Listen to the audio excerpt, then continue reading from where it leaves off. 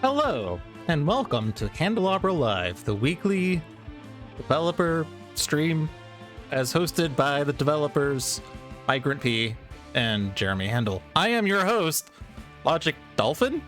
What? Handelabra believes in civil rights for everyone and in being as inclusive as possible, so any comments or activity actively working against those goals are not welcome and will not be tolerated. You can follow us at Handelabra Games on Twitch and Handelabra on Twitter, Facebook, and YouTube. You can follow me personally at LogicDolphin on Twitch, Twitter, Discord, YouTube, and pretty much any avenue. Sentinels of the Multiverse, Bottom of the Ninth, One Deck Dungeon, Aeon's End, and Spirit Island are all available on Steam, iOS, and Android devices, and One Deck Dungeon is also available on Switch. You can find more information on those games at handelabra.com, and you can also support the Sentinels of Earth Prime Kickstarter. Somewhere on Kickstarter, there's a link here to back to Kickstarter. If I just click that, kickstarter.com/project/Sentinels-of-Earth-Prime-Digital-Tabletop-Tabletop-Game. That's a lot of hyphens. We are funded. Yay! $22,052 out of $20,000, but there are some stretch goals that we would like to hit. And where are they? Somewhere. Stretch goals. 25,000 gives us the Magical Mysteries pack, which is an additional environment, an additional villain, and 2 additional heroes. And then the $30,000 stretch goal is variants. So cool. But it's funded, so it will be in production. I mean, it's basically been in production. It's just they needed the funding for arts, I believe is what John said yesterday. But stretch goals are always nice to see. Yeah, so this is LogicDolphin here, not Migrant P. He messaged me yesterday asking if I would be willing to switch days. So he streamed yesterday and did some Sentinels of Earth Prime previews. I do not have access to those previews, though. I'm sure that I will be given access to them when they're ready for beta access, basically. I'm sure someday maybe even the streamers would have a slightly higher priority for demoing, but I don't care. It's fine, because we might not be getting our very first look at Sentinels of Earth Prime content, but we'll be getting our very first look at one-shots from 5 years ago, which is what I've been doing lately on my streams. Yeah, for those of you that haven't been tuning into my streams, I've just been kind of going through my backlog of weekly one-shots. I used to do these religiously back when they first came out, and then I joined the Handelabra stream team, and it kind of fell to the wayside. And I think there were like a few up here I might have done. Yeah. For some reason I did those, I guess. Okay. But I haven't been keeping up with them here either. I don't know. I have a backlog. I gotta catch up before I do the modern ones. So we're kind of reliving the one-shots that ended in 2017. So this is the one-shot that ended on August 1st, 2017, which means that it probably went live on July 25th, 2017. And the nice thing about 5 years ago is that the days line up with the dates that they do with this year. So this is a Monday. August 1st was a Monday this year. It was a Monday 5 years ago. So that's cool. And then this is the one shot that had ended yesterday 5 years ago. And then this is what was the current one shot 5 years ago. So like, this is the one that went live, and we're all chastising John for making this terrible. You thought I stopped doing them so others couldn't cheat and watch me? There's a variety of things that went on. Like, I used to do them religiously and release the video like within an hour of it being released, and then people would use my video as a this is how you get a mint on the one shot thing, which, like, that's their prerogative, but I kind of felt like that was iffy. So I could have also just released the videos after the one shot was over so people couldn't steal it for the mint, but I didn't do that. I instead became a streamer instead. All right, well, this is Handelabra Games, which means that I should probably do a prediction. We pull this window out so I don't have to see it in chat. It's kind of awkward. There's also a thing up here that I could share.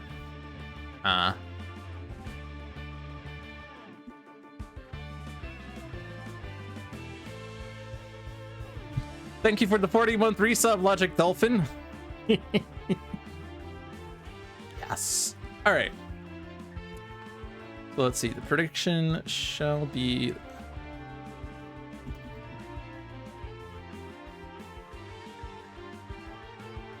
Oh, that is too long of a title.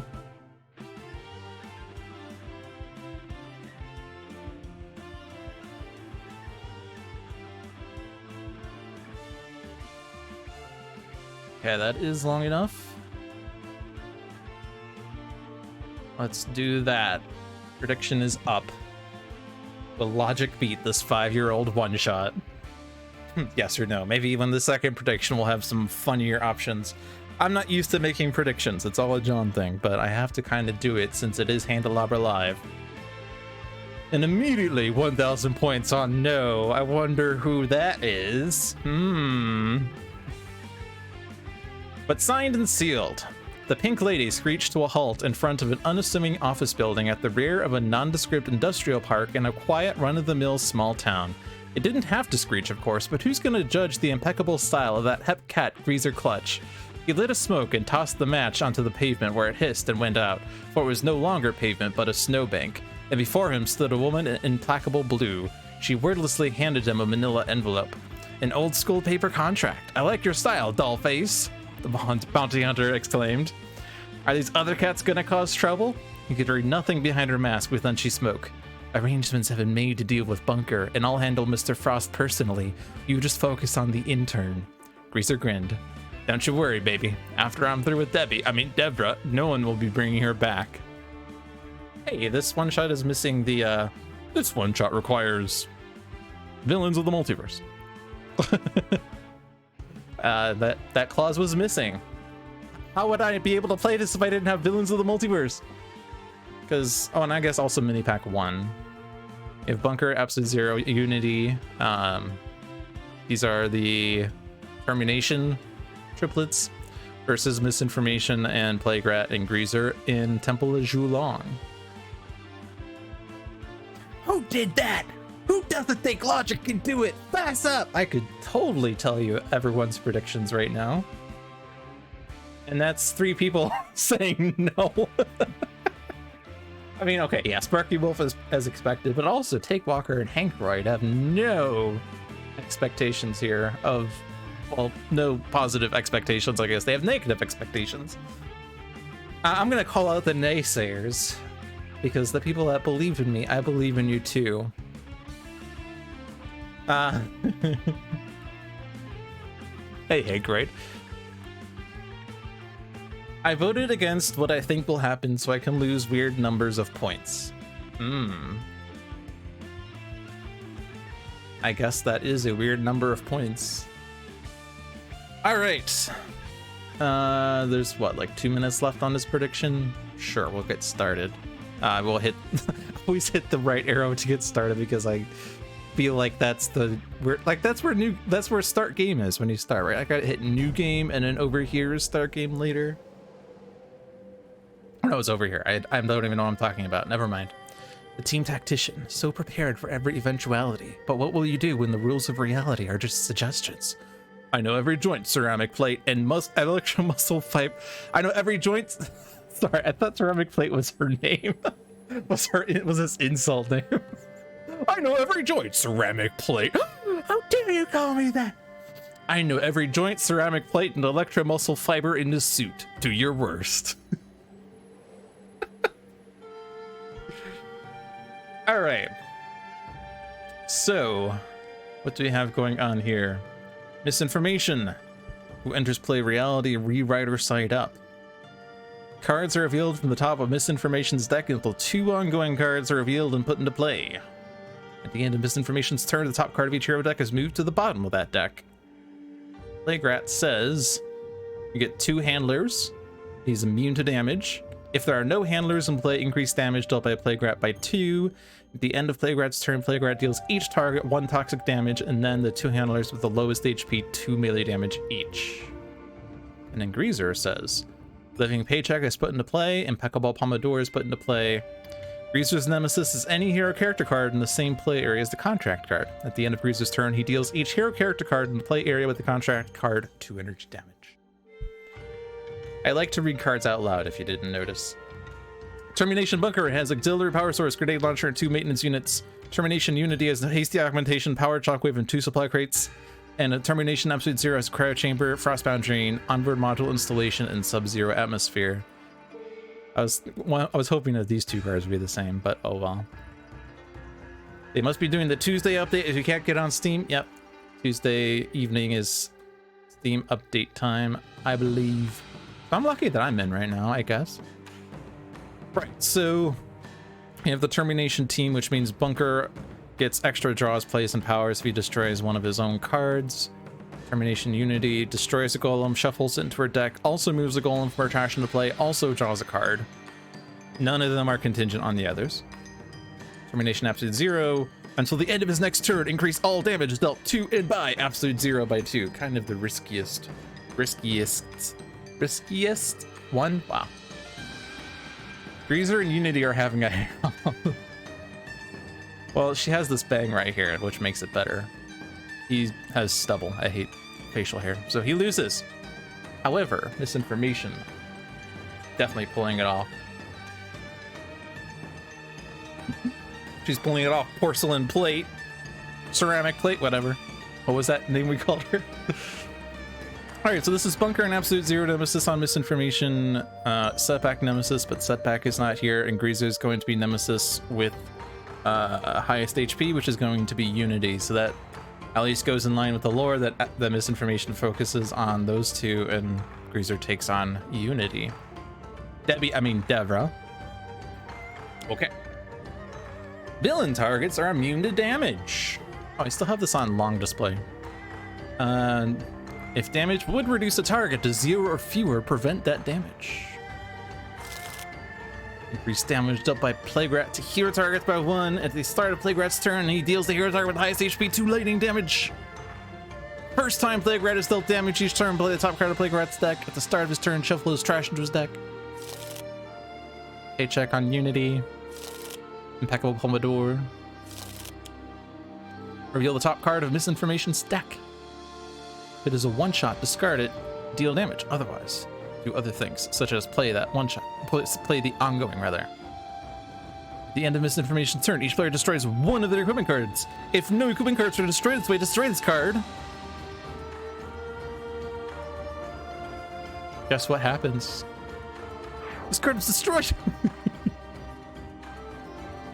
Cool. All right, let's turn this back up. I had this set low for my Oblivion match last week because I tried to do an over-explained thing with it. But I'm not going to over-explain this. This is easy. We've already won. We're in a winning position right now. Villain targets are immune to damage at the end of a hero's turn if no cards were played and no powers were used that turn. Destroy this card. Oof. So someone's either skipping a turn or destroying an ongoing card, which you can only destroy your own things. She has ongoing destruction on B-Bot, but she doesn't have it. And Absolute Zero has ongoing destruction, but doesn't have it either. And Bunker doesn't have ongoing destruction anywhere else. So if we just want to have empty turns, you know, but considering that Plague Rat is coming up and Plague Rat is dealing damage to villain targets, would like to have that happen. Unshackled Destiny is just kind of gonna go off with like a handler being destroyed, probably. A winning position, you say? Well, I will flex and skip my play and power. I get decommissioned hardware and flat cannon, so I have damage. Damage. Destroy the handler with the highest HP. Ow! So what was that effect? Deal hero target with the highest HP, damage equal to handlers in play. Well, 5 minus that number. Number of handlers negative +5. Alright, so what we left was the Plague Rat being dealt damage plays a card thing. So... And I don't think order matters here. There's no one being reduced to 0. No retaliation effects. We do have the hair. Whenever this card is dealt damage, who deals the source of that damage. Okay, so the order does matter because that means Plague-Rat is playing a card. So what that means then is that in case he plays a handler that says reduce damage dealt to villain targets by 1, this one. Because I think that's the only one that would be detrimental, right? There's things that deal extra damage, it doesn't matter. This one destroys a handler, which means he will hit harder. So like there is a reason to say we could just let him hit us first and then play the card in case he does that, but it's like two cards do that, 2 cards do this. I mean, I guess on average that means that, like, because he deals 2 extra damage, so it's like, I guess the averages work out that it would be better to destroy the handler before hitting the villains, I guess. But then there's this that puts handlers into play anyway. So I think, yeah, we hit everyone except Impeccable Pomodoro, I'd say. There's no reason to wait on the heroes because he could deal extra damage with a handler. Would misinformation cards save the hair?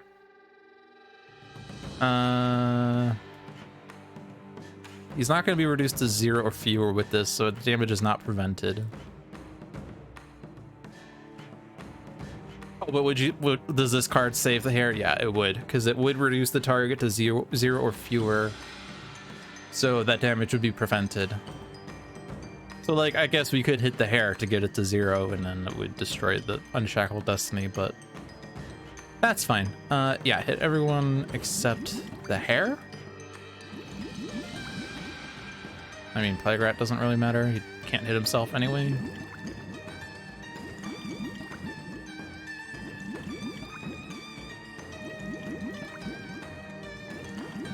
My hair!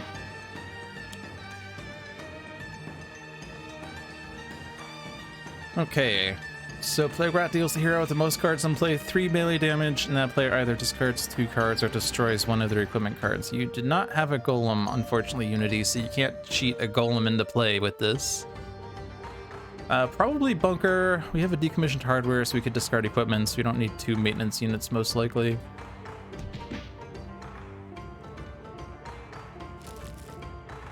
We could just discard both and decommissioned hardware 1 back later.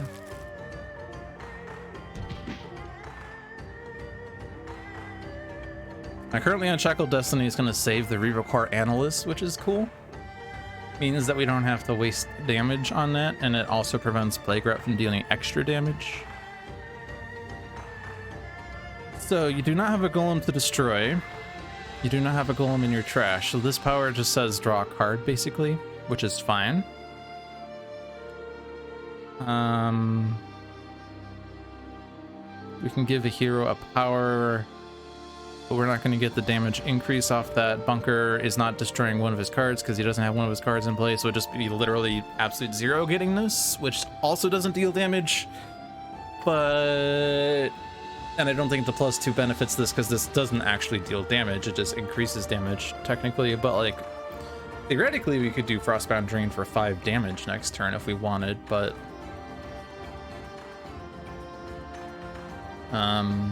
I think Supply Crate's fine, though. This deals 0 damage to everyone. I guess it deals 1 to Greaser, but meh. Supply Crate on non-base Unity means you draw 3 cards with it. Base Unity could destroy it to get a golem in play, but the other Unities don't have as easy of a means of destroying it other than for this effect. I don't know if easy is the right word. What do we draw? A modular workbench? Actually cool, because it discards a golem sometimes. If I can find a golem. You know, we moved cards from our top of our deck to the bottom of our deck with misinformation. I did not even pay attention to what that was. And that should be kind of important to know. Oh well. Thermobaric Mine. Yeah, so we haven't really made, like, any progress in this fight, by the way. We basically have drawn cards. We're letting the villains do whatever they want, and we're letting them draw. We're just drawing cards. All right. Whenever a card enters this play area, this card deals each hero target in this play area 1 fire damage. So that's a challenge against Unity because, well, You like putting cards into play whenever a card enters this play area. Whenever. So if I play B-Bot, it gets destroyed. Okay. So where does that put us?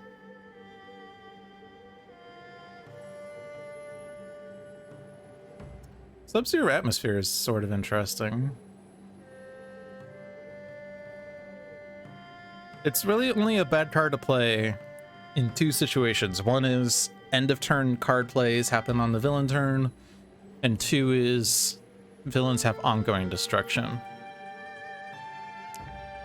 which Misinformation certainly has. Not here though. Oh no, it is. Sorry, I was looking at the if active in this game. But there is a at the end of Misinformation's turn, destroy an ongoing card, and there's a each player discards a card or destroys one of their ongoing cards. Things there. Does Greaser though? At the start of Greaser's turn, blah blah blah, then destroy one ongoing card. Rude. If Parse is active in this game, she is not. About Plaguerat. Plaguerat only can destroy equipments, and it's only sometimes. So the most dangerous target is Misinformation, but that said, her only end of turn action right now is card moving, which would just be duped if Sub-Zero Atmosphere got destroyed. I mean, we definitely start with onboard module. Unless we want to change our fate, because we could have not drawn that modular realignment. Fire's more useful, probably. Thermobaric Mine deals fire damage. Deals it to the most cards in play, which could be Absolute Zero someday. Greengrocer deals fire damage. Hero with the most ongoing cards. Plaguerat primarily deals poison and melee on his own turn. 2 handlers. But we do have Crossbound Drain that deals self-fire damage, and Cryo Chamber, which deals self-fire damage as well.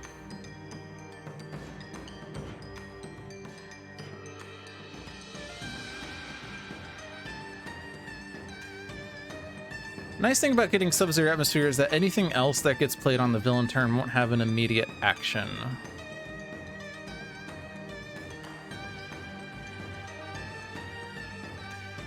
Although a lot of the handlers don't have immediate actions either. Yeah, Chamber reduces fire, yeah.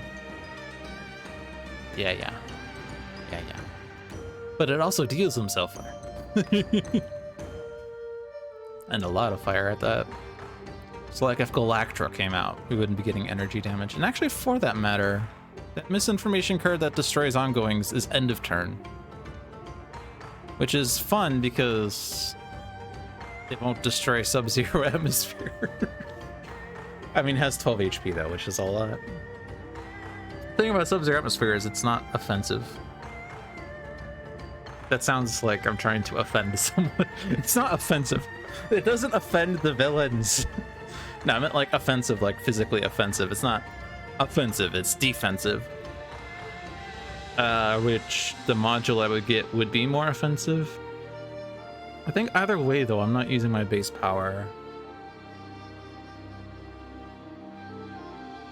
Bad. That was grossly offensive. You need to be grossly defensive, Logic. Yeah, so Violent Shivers doesn't seem too helpful when Plaguerat's going to be hitting me, guaranteed, and so I get an extra 2 damage off Plaguerat and no means of recovering that. I mean, no point, except I don't actually have cold damage, really. I really just need to find better powers. Of which none of these actually do.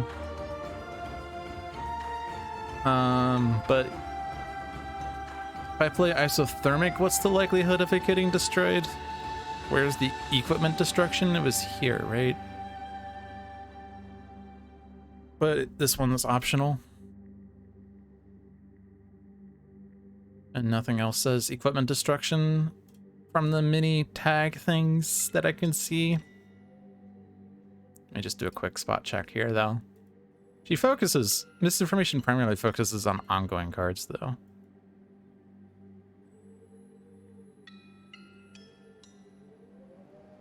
I wish there was a Control F. I wish there was a Control F. Can we just Control F equipment to see?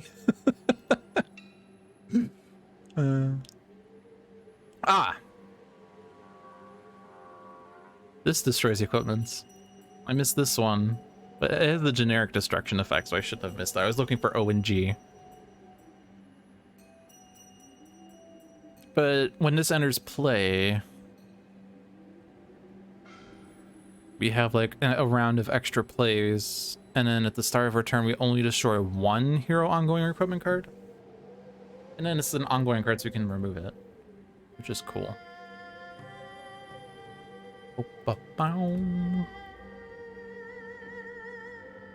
And then, yeah, this is, you have an option of not destroying the equipment card.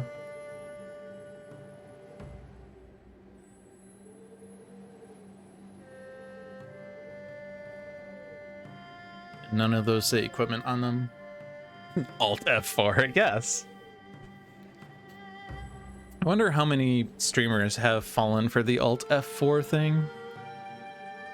I'm sure someone at some point said like Alt F4 and then does Alt F4 and then like their game closes and they're like, wait, my game crashed.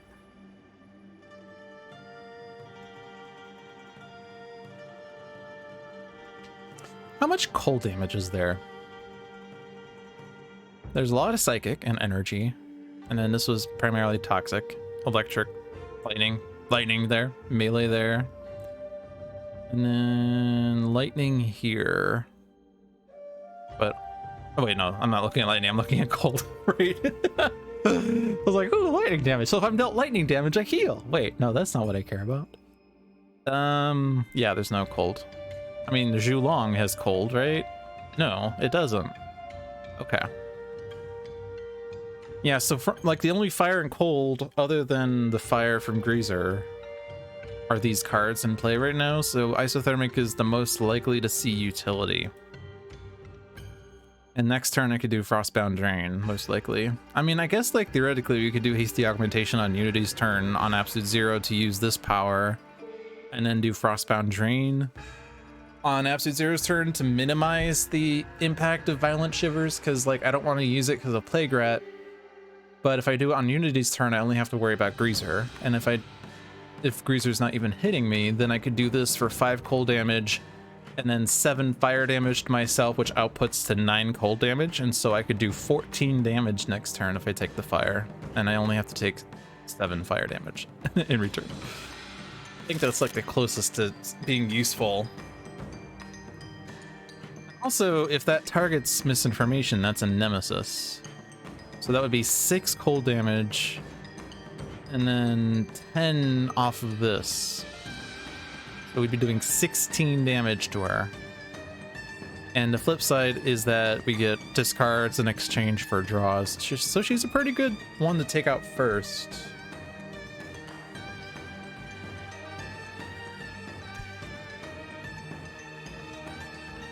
I mean, Greaser usually just let Greaser take himself out, because like his clause says, actually it's on the contract, or the paycheck.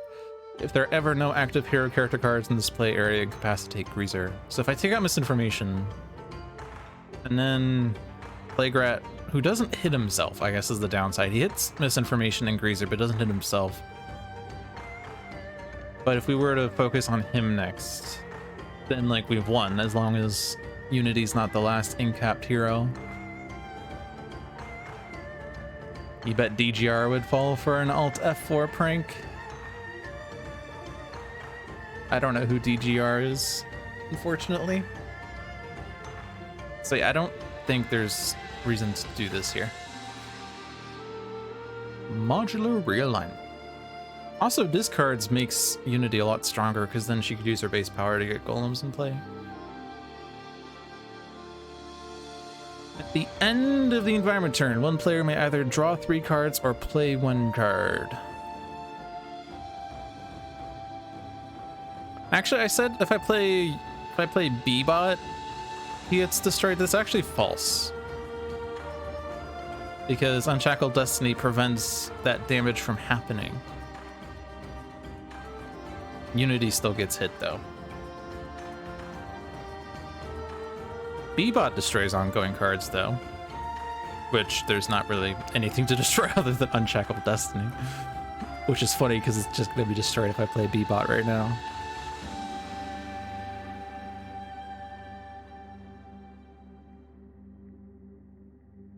I could play Sub-Zero Atmosphere now. As I said, it's not offensive enough, but like, is drawing 3 cards better? Drawing cards is pretty good, but freezing the end of turn effects also seem pretty good. I just didn't want to have that be like my only play, I think. Like, this not dealing damage is, I mean, it's only 2 damage, but hey, it's less damage. Yeah, let's try that.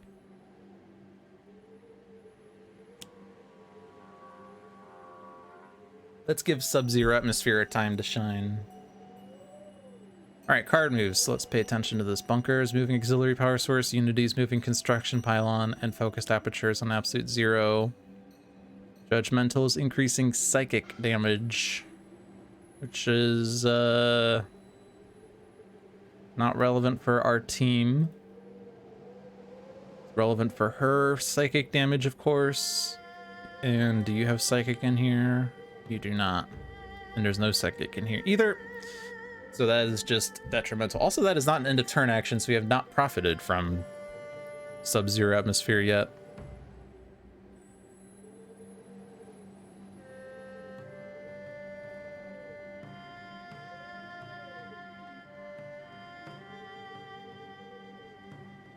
So if I do take out the Riva Core Analyst, not take out, but like reduce it to 0, Plague will deal each target 1 toxic damage. I can hit the heroes for 1. And then the Riva Core Analyst next takes that Analyst out, and then +2 damage. So he deals 3 damage to each target. Which is definitely more than Bunker hitting Misinformation for 4. Well, let me take that back. Obviously, 3 damage to Misinformation is less than 4, but if I were to do Grenade Launcher and hit Misinformation for 3, and then Plague Rat also hits her for 3, that's more than the 4 that Flat Cannon would do. And then I throw the 1 hit onto Riva Core Analyst to make sure that Unshackled Destiny gets used up on it before Plague Rat does.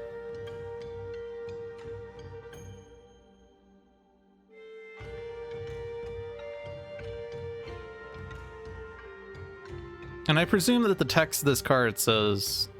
Ooh, this says psychic damage, by the way. Gracer would hit himself for extra psychic damage. I presume that this says, while this... Like, whenever this card is dealt damage while at over 0. So he's being dealt damage at 3, so Grazer will retaliate, right?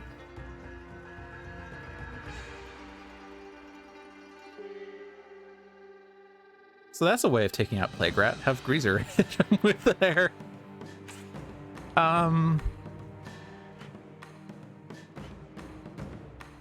I think that's fine.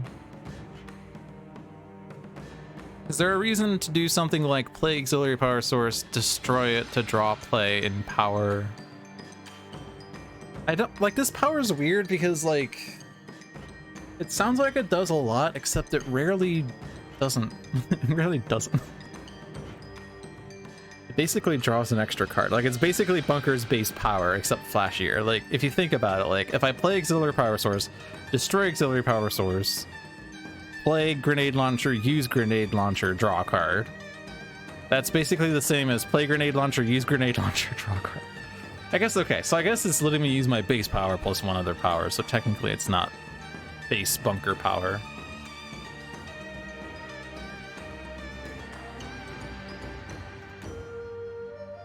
Auxiliary power source just would be used for an additional power, most likely anyway. I would not really want to spend an action drawing 3 cards with it.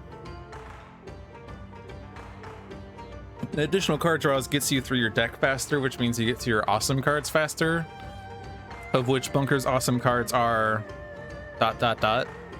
External Combustion, actually really good. Omni Cannon is a bit too slow. Turret mode once he's set up, but it's a bit too slow too. Yeah, let's try that.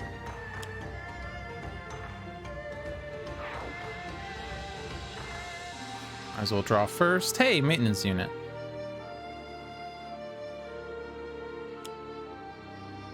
Oh yeah, and it uses the grenade launcher for me.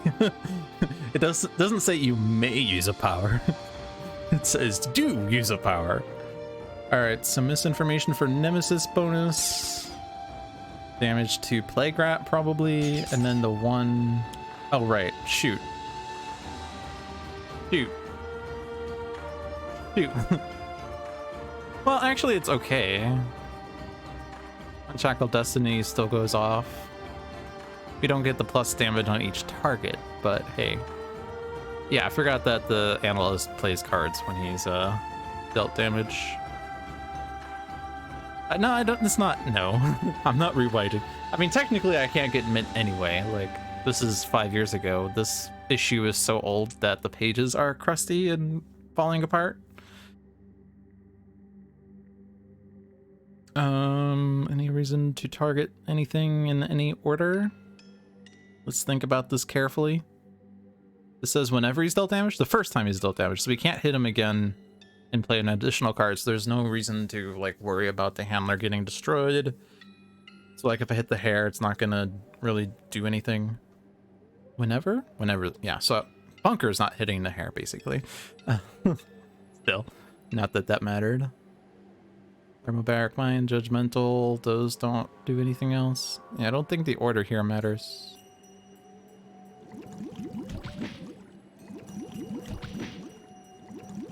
Ow!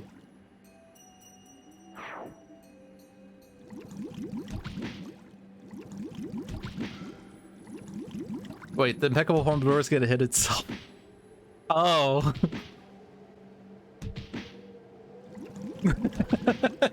Okay. It's always cute when Greaser does something. Whenever this card is dealt damage, Greaser deals the source of that ever. Okay, so Greaser hit the hair because the hair hit itself, but the hair was hit by Greaser, so Greaser dealt himself damage. Oh no, I hit my hair. Alright, so now the hair is at negative, which means that Greaser is not going to retaliate to Plague Rat, unfortunately, but we did get a Plague Rat retaliation at least, which is acceptable. This is gonna die to Plague Rat. This doesn't need to die just yet. I think I just hit Greaser. I mean, like, this is dying to Plague Rat. This doesn't matter. This is dying to Plague Rat. This doesn't matter. I'll just hit Greaser. It doesn't matter because Greaser takes himself out, but the other targets also don't matter now. Okay, so like if I take out the Analyst now, then Greaser deals +2 damage. But instead, I will hit the heroes first so they don't get the plus damage.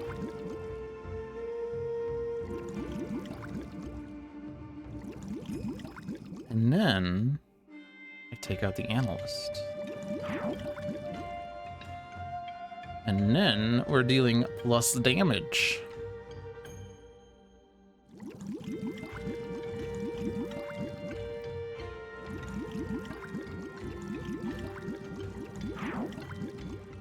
Now Plague Rat's play phase. He just plays a handler.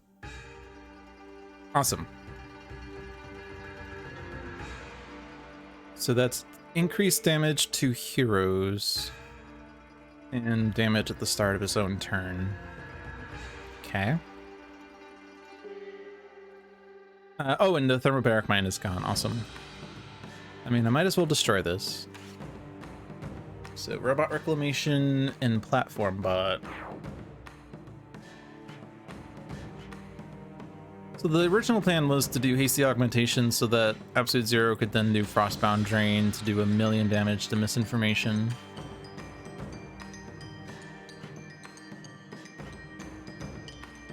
That still seems reasonable.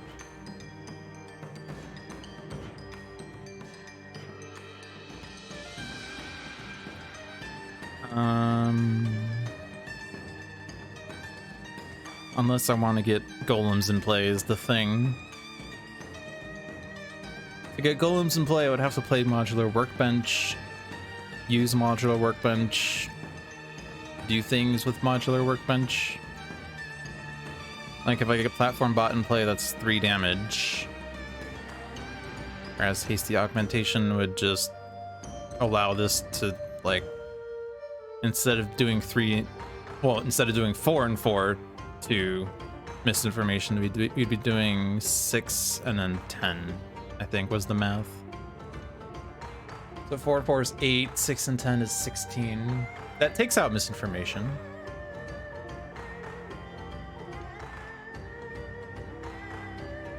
And the 3 from platform bot wouldn't be enough to do that.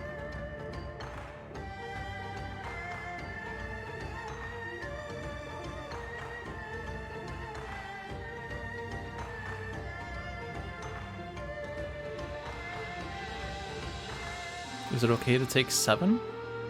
That's what this is 7 self-damage.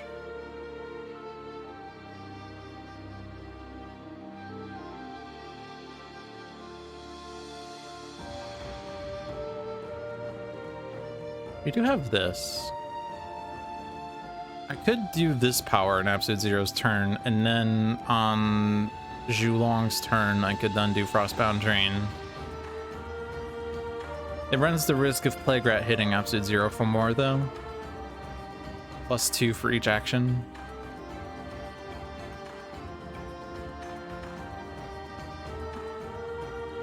But we could also play a Golem on Mysterious Ceremonies with the disadvantage that it doesn't get its action immediately unless it's B-Bot, in which case it's okay if it doesn't have an action until it's destroyed anyway. Decisions. We do have a Powered Shockwave in hand, so we do kind of want to get golems in play, although it might not. The game might not last long enough for that to really be a big factor.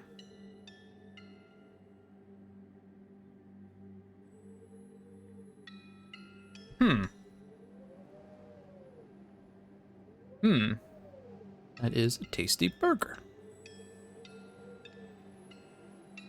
I think I'd do the hasty augmentation play because I could do platform bot off Mysterious Ceremonies, and like I get the platform bot in play, and that seems fine.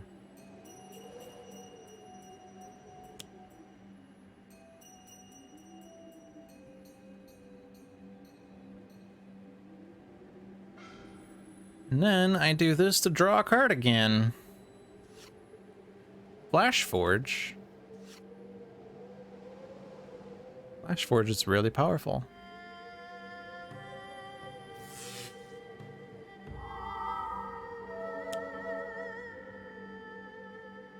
Ow!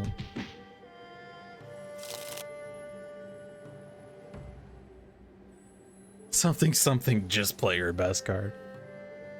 Alright, I still have my +2s, so I do this now. 6 to misinformation. Ow! 10 to misinformation.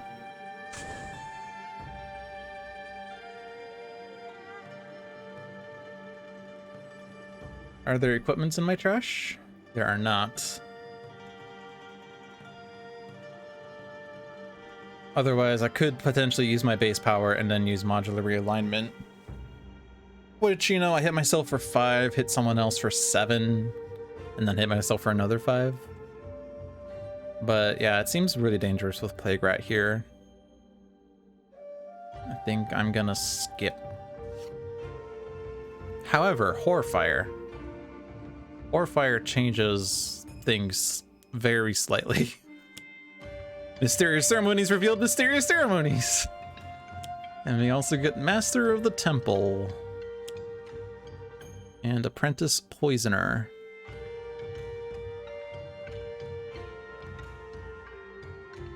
The true form deals each non-environment target 1 toxic damage and 1 radiant damage. However, B-Bot takes out true form. So it feels like the correct play is to play B-Bot with one of these two. We don't have the +2s anymore, so I can't use Horfire. I could like use base power and then next turn with Mysterious Ceremonies go ham with Horfire. Misinformation is gone, which means that we don't have this turn to worry about. We just have Plague Rat and Greaser just takes that Unity and we win. So yeah, we're doing well. Are there other plays that would make more sense?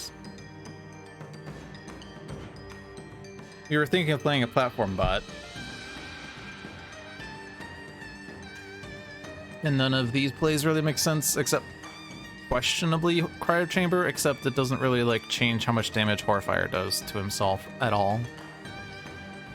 We don't have null point calibration unit yet, because we didn't take it.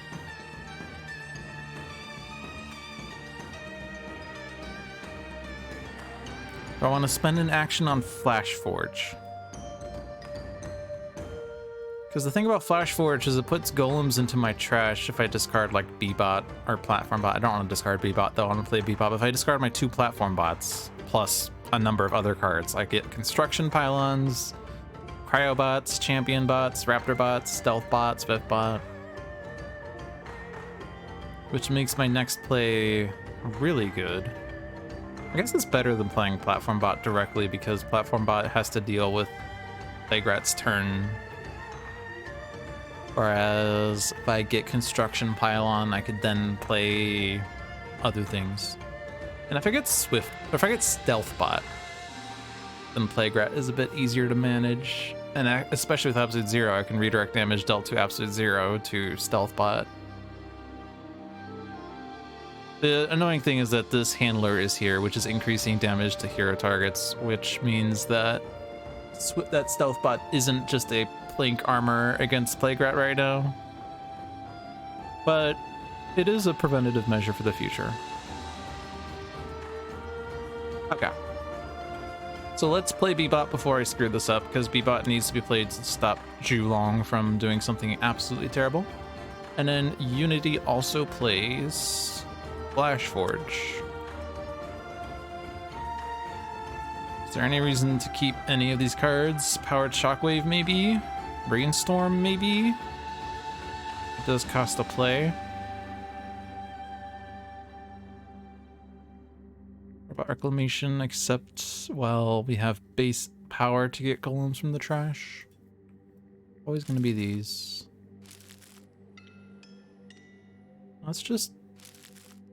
Let's keep Modular Workbench. So that's our only means of getting golems into play after we're done with Construction Pylons. So we're getting 6 cards. So it's 2 pylons and 4 golems, probably.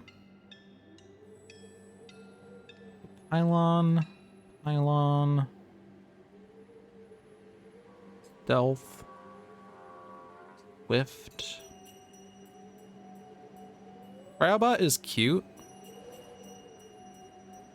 because he hits the hair hits Cryobot, Cryobot hits the hair hits Cryobot, Cryobot hits the hair hits Cryobot. And this is, I think, what led to the rule change on the hair, because this didn't originally say whenever this card is dealt damage while at over 0 HP. The while at over 0 HP clause was added because if Fixed Point is in play, then that is an infinite loop of Pompadour hits Cryobot hits Pompadour hits Cryobot hits Pompadour hits Cryobot.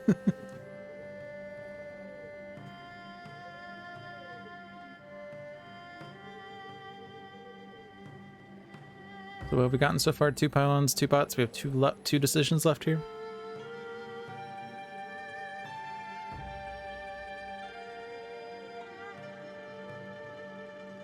And what was the thing on Paycheck? Oh, not Paycheck. Is it each target or just deals each hero character card? So the bots are somewhat safe from Greaser, except for the Pompadour, of course. I'm just wondering whether I could take Raptor Bot or like Champion Bot or something. We don't have much offense here as it stands. Champion Bot, Cryobot, and start the infinite loop with Cryobot.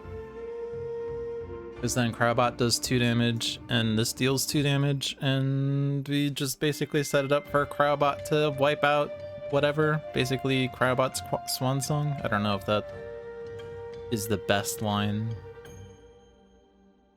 Like, we really just need to focus down Plague Rat, right? That's the most important one.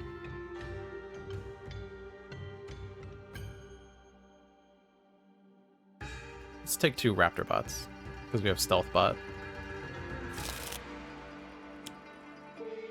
True form! Alright, you are hitting villains. This is not the one that plays cards, so we can't hit this one. We can hit this one. What happens if Greaser's taken out? Because he is at 11 right now. If he's taken out at the end of Greaser's turn, the top card of the villain deck belonging to the villain character card with the lowest HP is played. That's an extra card play, by the way. That is something we do need to watch out for.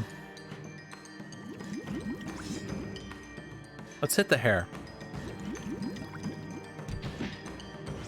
You hit my hair again! How dare you hit my hair again! Alright.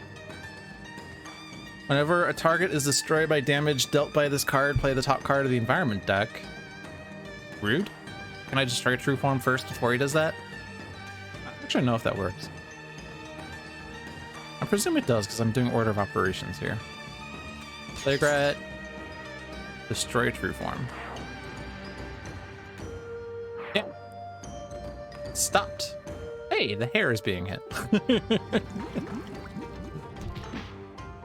And also Unity, unfortunately. And now we're doing a lot of discards and stuff. Right, I guess we're discarding like a Raptor Bot here. Upgrade mode sucks. I get Grenade Launcher instead, sure. Discard our Raptor Bot. We get B-Bot.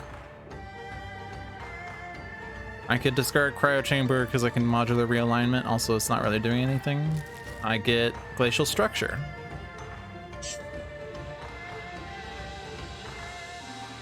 Cool. Dingo's Oven, yum time. Oh boy. Enjoy your cookies. Sorry, I hear oven, I think cookies for some reason. I could destroy Maintenance Unit again. Or no, I didn't even destroy Maintenance Unit, I discarded it last time. But like this gave me an extra draw if I did that, right? That was the math that we did.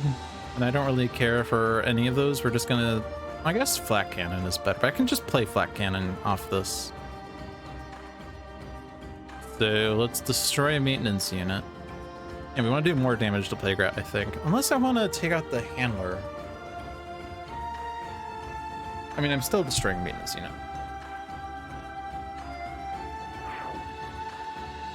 Draw. I could play Heavy Plating.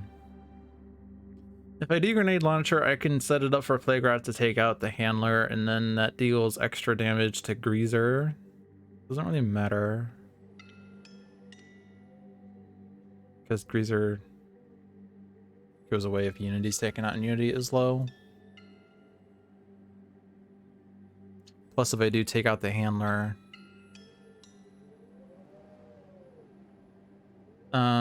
it's weird because the +1, if I destroy the Handler, it becomes a +2. So it's not that detrimental to take the Handler out.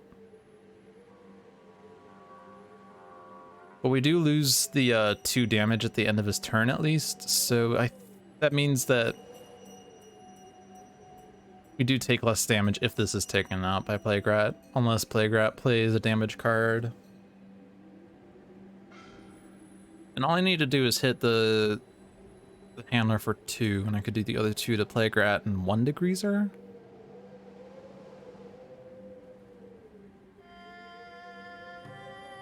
I could play Heavy Plating, right, because I was gonna use Grenade Launcher.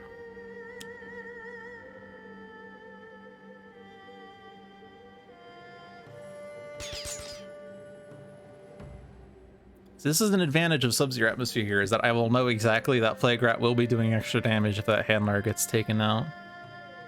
Whereas normally you'd set it up like this and then hope that he doesn't play another handler on his turn. The Sub-Zero atmosphere is working pretty cool here. External Combustion has joined the team. Plus we're getting this start of turn damage before this start of turn damage, which is also nice.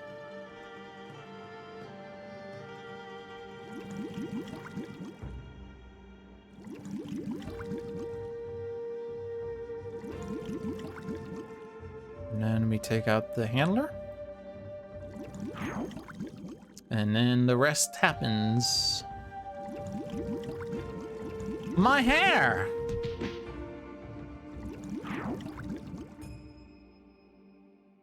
And you're dealing damage. Rude. Doesn't matter the order.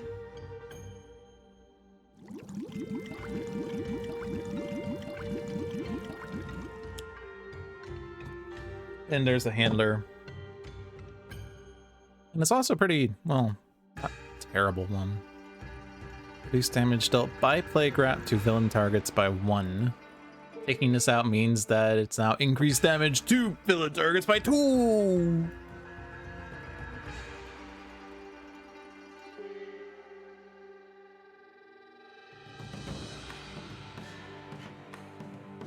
And you deal 2 damage, which would be 1 to Stealthbot.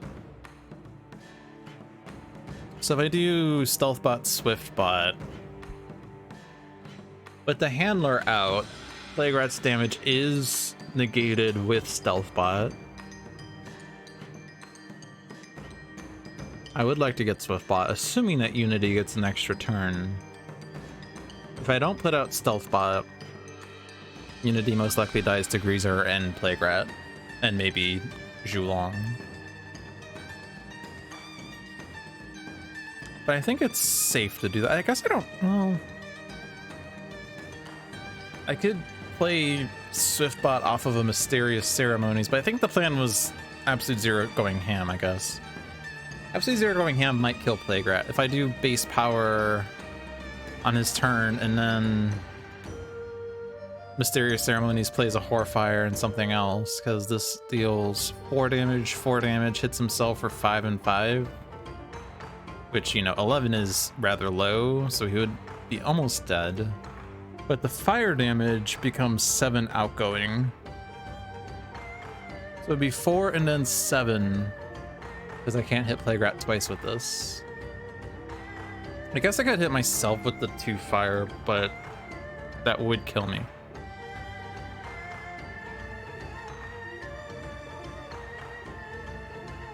That would instead be 8 damage to Plague Rat, but I don't get to this fire damage before I die.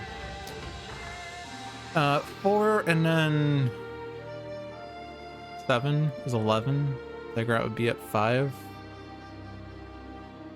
And there's another play left here.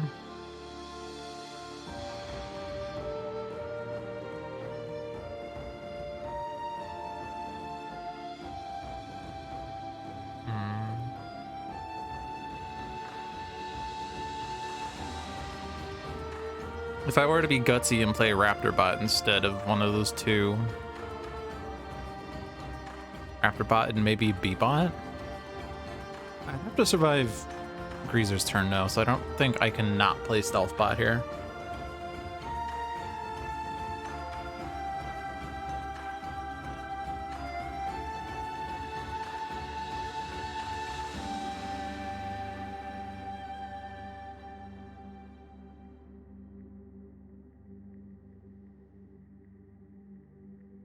But I guess Misinformation's turn is empty anyway, so we do get Bunker's turn before, like, Plague Rat goes off, which means that Bunker has External Combustion and Grenade Launcher to finish off Plague Rat.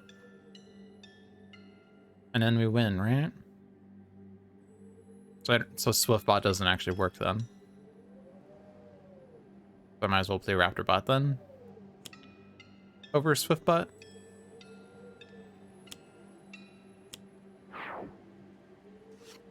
I don't know how important it is for Unity to survive at this point, but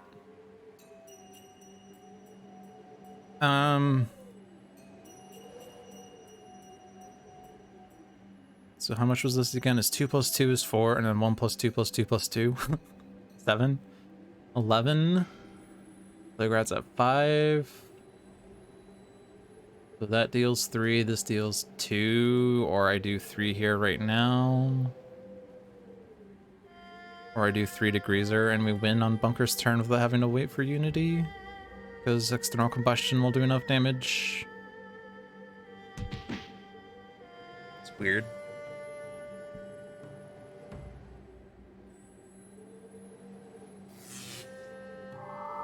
Oh.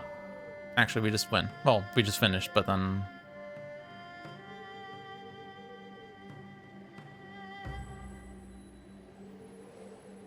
Why did that not go off?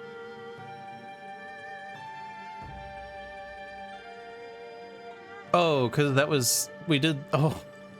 Oh, this was timed perfectly. Because the Impeccable Pomodoro action was what was going off. The Impeccable Pomodoro said at the start of Greaser's turn, if this is at 0 HP, Greaser hits himself. He incapped himself. But that happened after this had gone off. And that was at the start of the turn with Sub-Zero Atmosphere, so we didn't actually get the extra card play then. Hey, Sub-Zero Atmosphere, woo! Alright, well, I'm not gonna play these cards other than, I guess, Glacial Structure, but I'm using this power. And I draw Isothermic Transducer.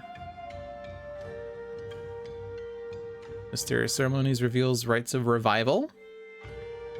And Shinobi Assassin, which enters play, deals damage to the lowest, which is Raptor Bot. But I can save him. We get Master of the Temple again. Which means we can do the same trick where we play B-Bot, because we drew that, right? Yeah. Because Absolute Zero does have a +2 right now, so this would be hitting Absolute Zero for 3 and 3, which he's, you know, currently in capped range anyway. True Form deals damage to the thing with the second highest, but we're going to do too much damage to Plague for that to be correct. So we'll do the Absolute Zero thing.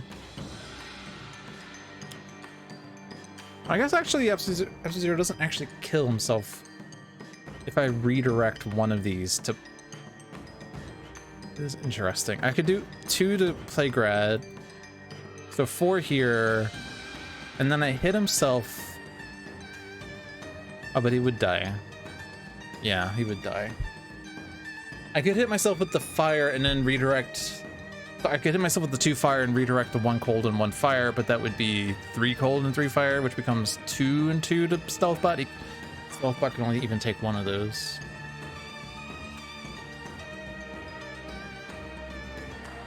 I'm gonna stick to the plan.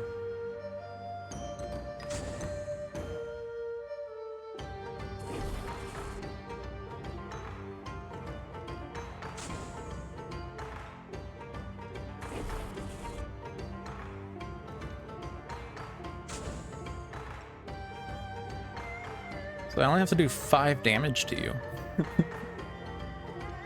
Can I do 5 damage? The answer might surprise you. No. Oh no, I have to put a B-Bot, right. Right.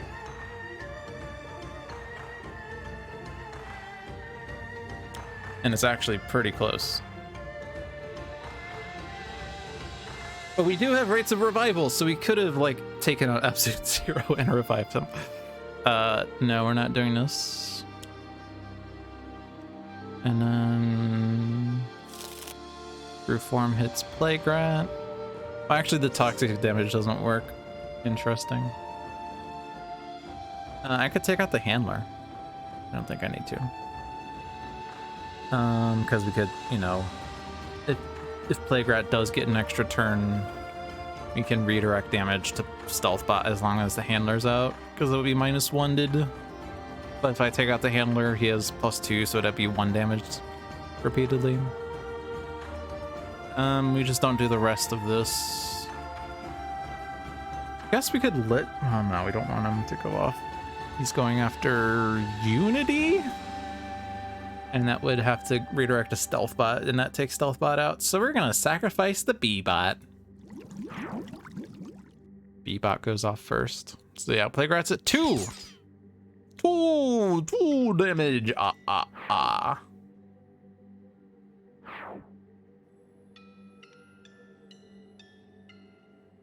And we draw. We have a perfectly good grenade launcher at home.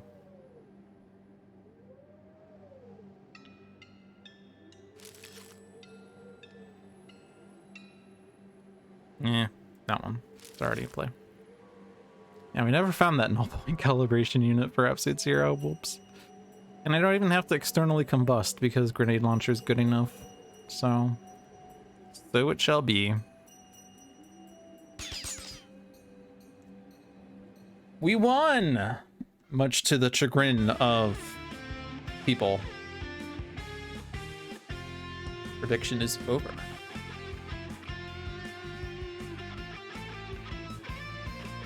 So Zidfell won 8,626 points, Evil Dice Monkey won 86 points, and Tiziel won 17 points. And then Sparky lost 3,000 points.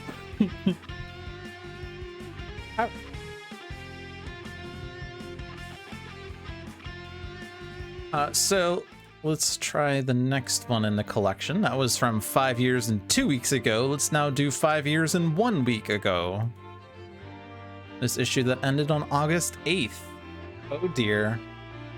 Oh dear. Ultimate Cosmic Omnitron? Oh dear.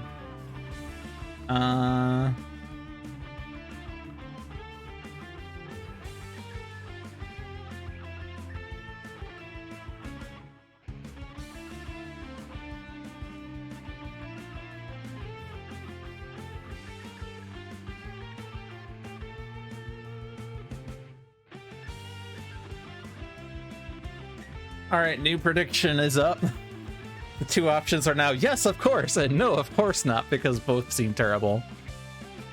Complete recollection. The Sun God has returned from his long hiatus, but he seems to be a bit out of sorts. He complains of strange dreams about Mars. Tachyon has run every scan she can think of, but nothing seems to work. Perhaps a visit to the Red Planet will help restore Ra to his usual sunny disposition. It's not like this could be all a dream implanted by a terrible robot with otherworldly powers. Could it? Casual visit to the Red Planet, indeed. Ultimate Cosmic Omnitron versus Raw Horse of Two Horizons and Primordial's Haka and Freedom 6 Tachyon and Freedom 6 Wraith in Wagner Mars Base. This is a base game one-shot that happens like once a month or so for the people that don't have any expansions. This ended on Monday, August 8th of the year 2017, when I was but a wee lad. I was at a young age of 28.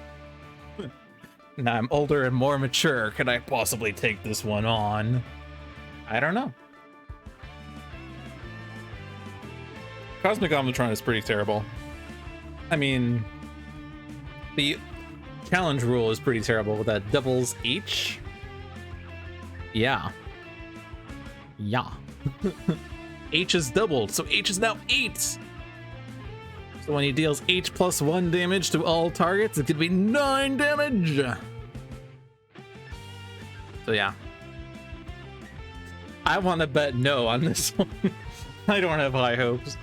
But unfortunately, I have to play this until I win it, so, you can't believe I was so young. Yeah, I'm now old and grumpy and miserable. Moral of the story, don't get old, kids. Stay young. Power source unknown. Directive destroy. I have seen the far reaches of power. I will not allow evil to prevail. Alright. Ra has Fire Blast, Flame Barrier, 2 imbued fires. Haka has Haka Restoration, Mare, Rampage, Talmoko. Tachyon has Lightspeed Barrage, Nimble Strike, Sucker Punch, Synaptic Interruption. Wraith has Infrared Eyepiece, Razor Ordnance, Throat Jab, Utility Belt. So yeah. At the start of the game, cards are revealed from the top of the villain deck until 6 components are revealed and put into play. Let me tell you something. There are only 6 components. We're getting all 6 of them. So we're gonna have the start of the villain turn. Omnitron deals 9 energy damage to the hero target with the highest HP twice. At the start of the villain turn, Omnitron deals the 2 hero targets with the highest HP 7 projectile damage each twice. And also, every time a player draws a card, Omnitron deals their hero 1 energy damage twice. And this happens at the start of the game, so they're going off immediately. But at the start of the villain turn, if there are no components in play, Omnitron flips. At the end of the villain turn, the top card of the villain deck is played. Advanced rule, reduce damage dealt 2 devices by 1. Challenge rule, the value of H is doubled in this game, 8. Yeah. Oy. But if we do destroy all of the components,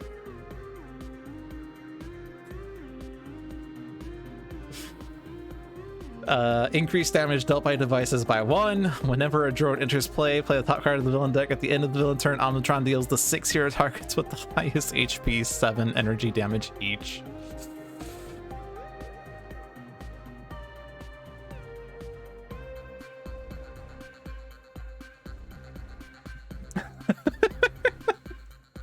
I don't even know what to say here. Do we want Omnitron to deal raw like 6 damage on his turn?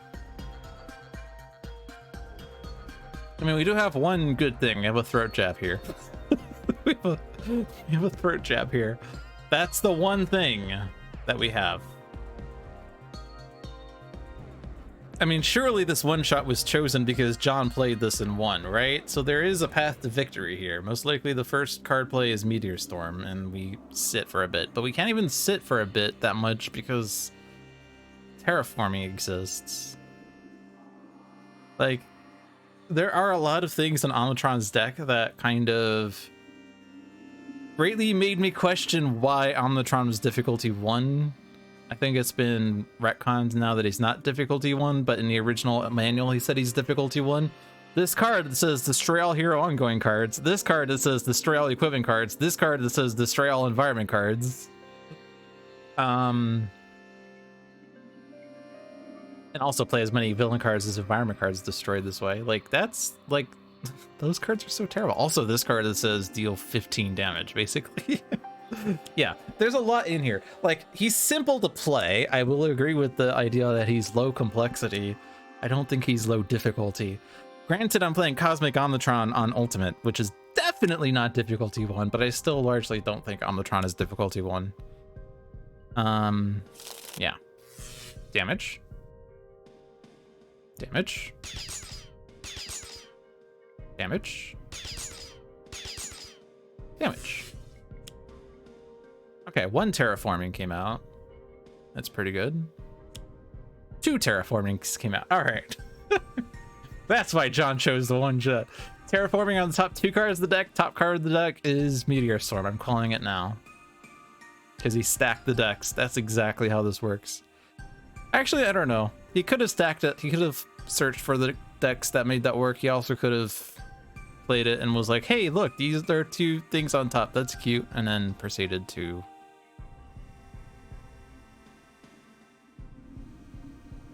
at the spot. So if he's dealt 7 or more damage in 1 round since this card enters play. So do we want that to happen? Because I mean, yeah, these are all terrible. Well, this one's actually slightly less bad. This one's the most brutal.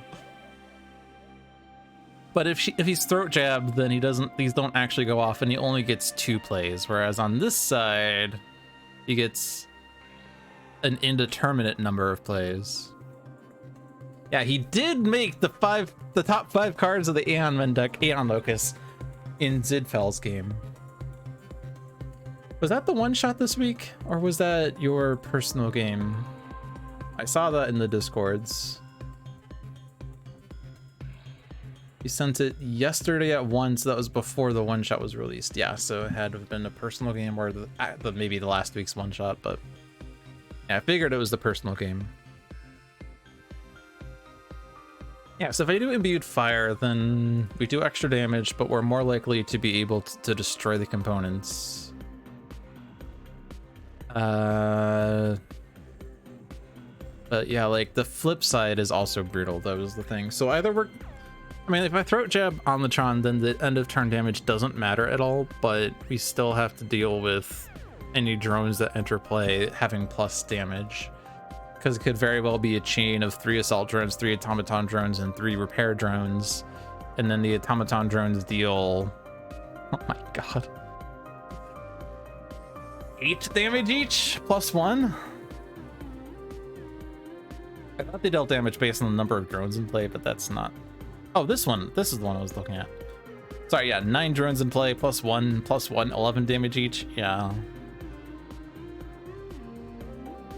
But if I leave the components in play, well, with throat trap, they don't deal damage, but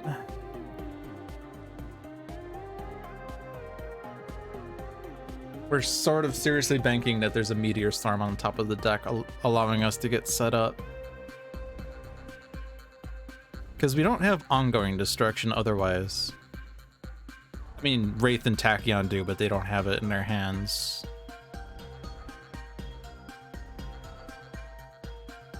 I mean, Wraith does have an infrared IP that if we do choose to destroy the components, I mean, she has to play it is the problem. She doesn't have 2 plays. She's absolutely playing throat jab.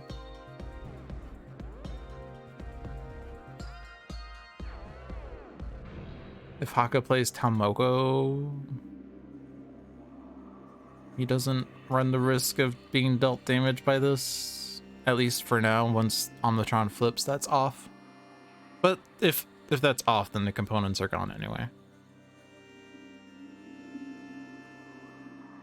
The big issue with flipping Omnitron is that he doesn't flip back until there's another component, but the only things that get components back, they don't exist, actually. Because the only thing that gets components back is base Omnitron putting components back.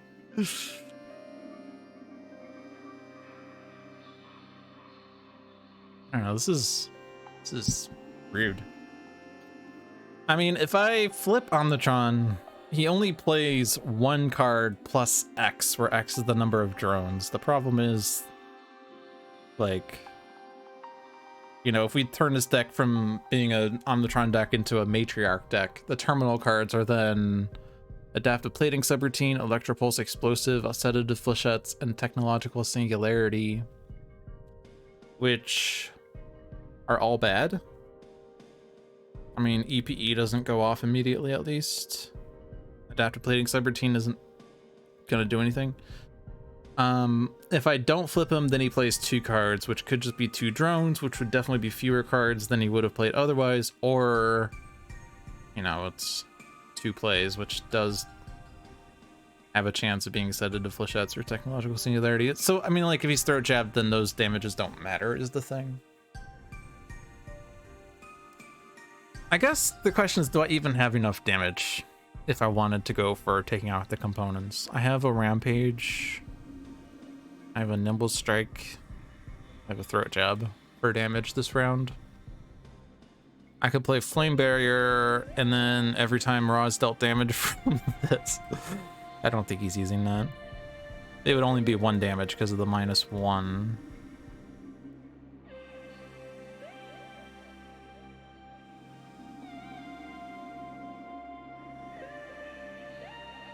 I mean, Haka's playing Talmoko most likely. And then he could play Haka of Restoration to draw more. We also don't, like, this team doesn't actually have HP recovery outside of that, right? There's no HP recovery in this deck. I guess we have Suture Self. We have Staff of Ra. And we have Haka of Restoration. I mean, I also have Fire Blast, by the way. I neglected that, but I was thinking if I play Imbued Fire for extra damage. I mean, yeah, Imbued Fire does make Adaptive Plating Subroutine really bad, is the problem. And we don't have ongoing destruction outside of that.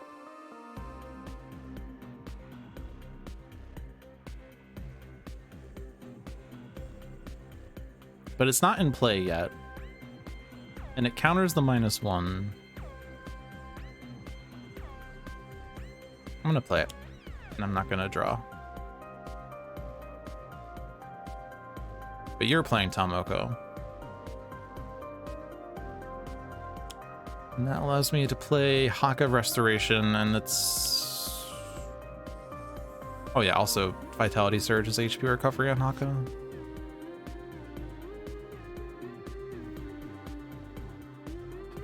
You have to discard at least one. Rampage is going to be really important for getting drones out.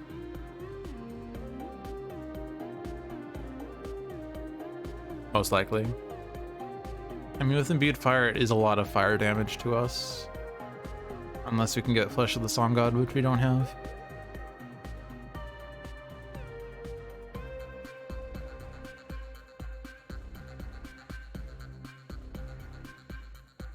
I think I discard one Vitality Surge. I want to keep the others.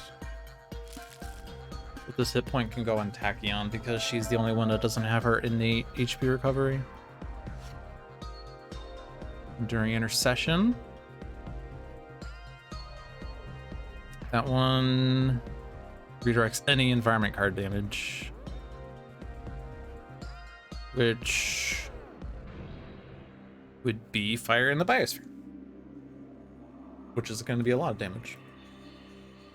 Reduce all fire damage is also pretty bad. Destroy 8 equipment cards is trash, by the way. Nothing I can do about that one, no.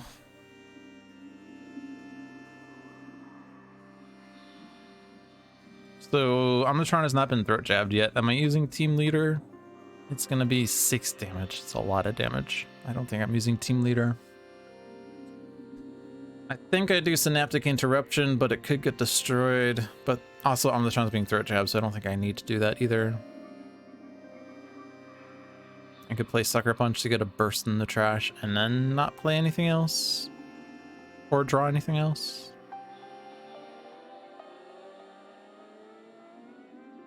I mean, I'll only play one card anyway. If I'm not drawing anything, I might as well play Sucker Punch to get a burst in the trash. And then don't do that because that's too much damage. Don't do that because that's too much damage. And now we throat jab. Okay. So now he can do things and hopefully get Meteor Storm to save us. If we missed Meteor Storm, we have another chance at it next round, at least. Impromptu Invention.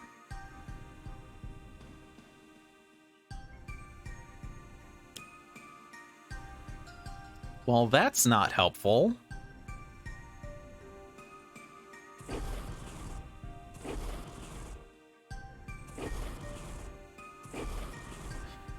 That's not helpful at all. I could destroy Imbued Fire to save a little bit of damage on us. I'm not.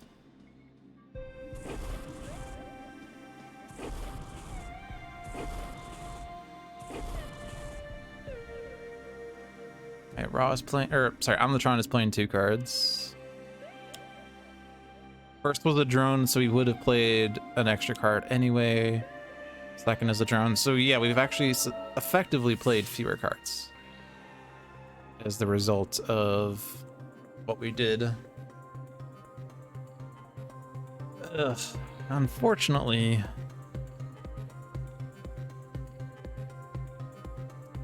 we are gonna have to flip Omnitron, I think. There's no way we're not surviving this anyway. No, we're not. We have a Synaptic.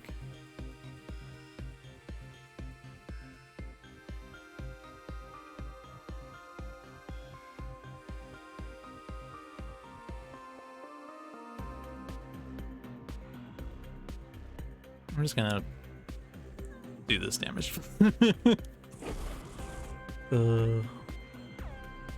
Pretty bad.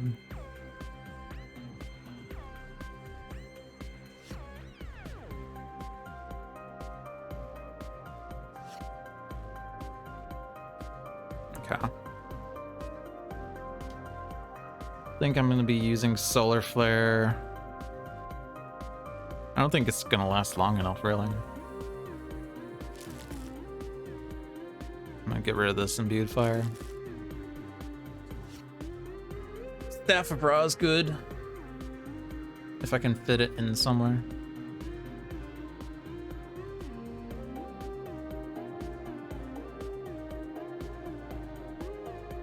I have to find a way to take out the automaton drone. That's a challenge right now.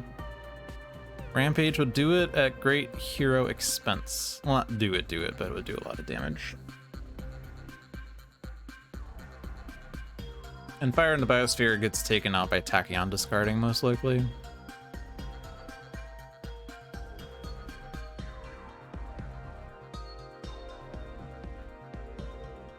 I mean, I don't like it. I don't like it. I'm just gambling that there's a Meteor Storm on top of the deck. I'm just gambling on that. There's like no way we can survive this match without a Meteor Storm coming out soon. 7 damage on the flip side is a lot of damage. Not even 7 is 8, right? So it's 7 plus 1. So that's gonna kill Tachyon in Raw, except I can Synaptic Interruption that, but it kills Raw. And then we still have like 1,000,000 damage to get through. That's also kills Tachyon. Well, no, because yeah, we Synaptic Interruption it still, but it's gonna kill Wraith now. Depending on what he plays after that too. I'm gonna play Vitality Surge. Little bit of sustenance here. Savage Mana? So you have to play Synaptic. You have to.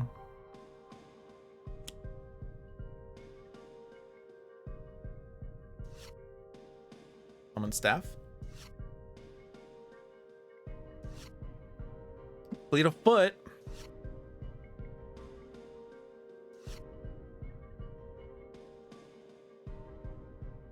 Alright, Cosmic Omnitron can deal damage now. So I think getting an infrared eyepiece out is correct. Because we need to make sure that he doesn't play drone after drone after drone.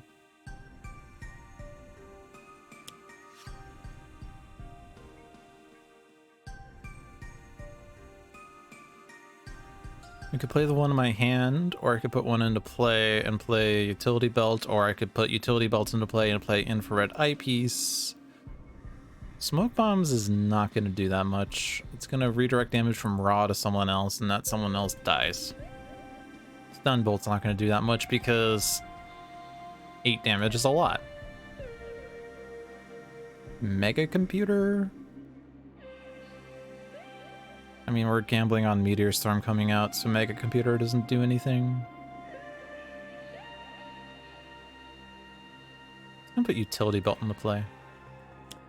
I could have put Infrared Eyepiece in play and gotten a second one. That was the smarter play. I'm an idiot. Oh well, no rewinds. I will put the Adaptive Plating subroutine on top. With Imbued Fire, it's kind of bad, but we're assuming that we're getting a Meteor Storm, so that doesn't actually matter.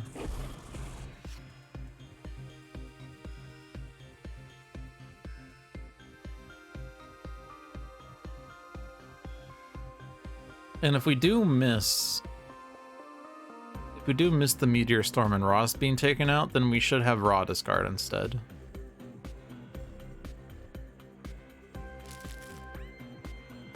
Fortunately, all these cards are really good, but I guess I have a Summon Staff, so I can get a Staff of Ra off of that. That is not a Meteor Storm. That is very much not a Meteor Storm.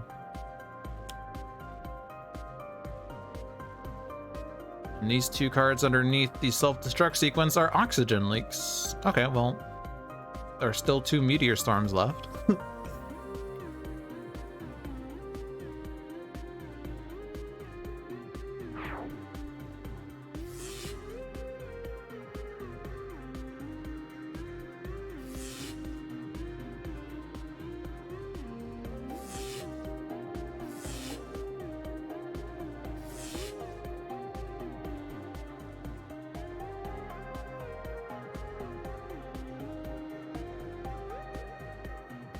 Move a card from the villain trash to the top of the villain deck. That's actually really strong.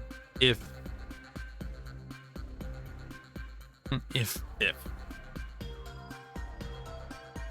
we can stay alive. We are currently not staying alive with this at all.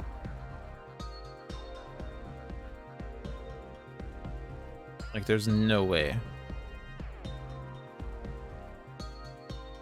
We need to stop him from dealing damage, which we don't have.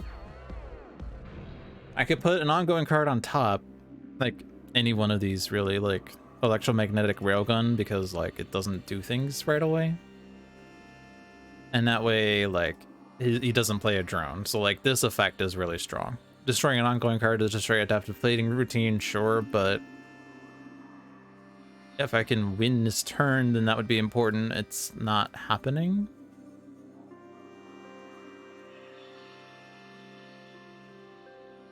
Does it say discard or destroy?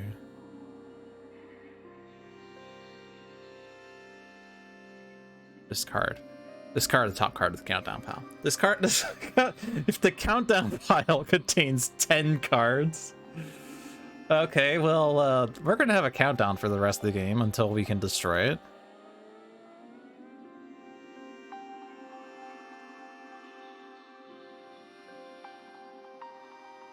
Yeah, 8 damage. That kills everyone. We need a synaptic interruption to keep Tachyon alive. We need more HP on Haka for Haka to stay alive. Wraith dies. Wraith could stay alive with, like, smoke bombs, but that won't really last for much long. That won't really work for long. These incap's gonna be better. Shuffle a trash into its deck. Yeah, that counters the whole control Omnitron's deck thing. But an ongoing card in play on top of its deck also is a thing. Destroy any environment card gets rid of the countdown.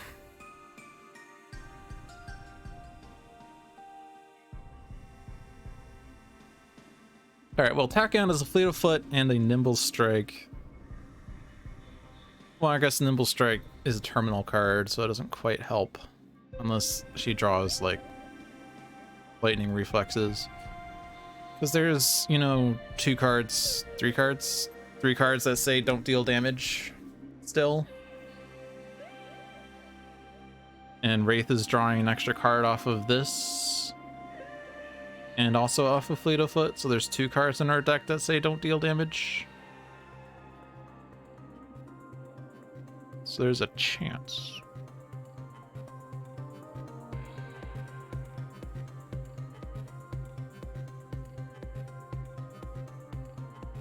Like, we're basically gonna just leave this at 2 for the rest of the game.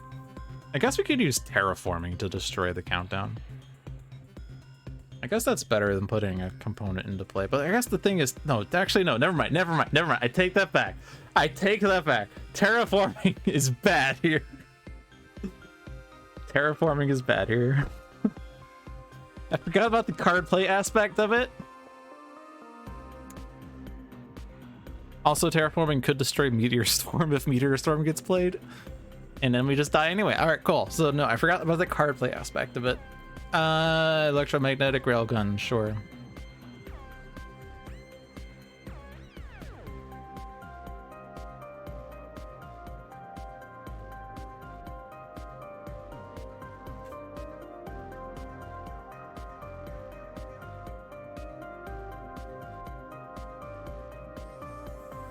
It's just like none of these do anything.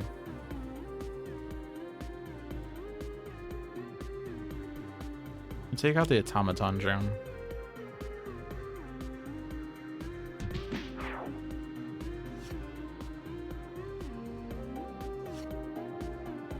Octave shielding would have kept someone alive. Fleets of feet. Synaptic interruption.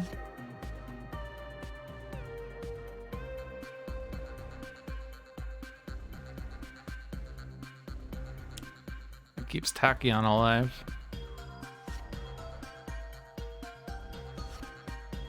Hypersonic assault! We found it! Now, if I had actually drawn a card on Tachyon's first turn, we would have gotten that Hypersonic Assault this turn.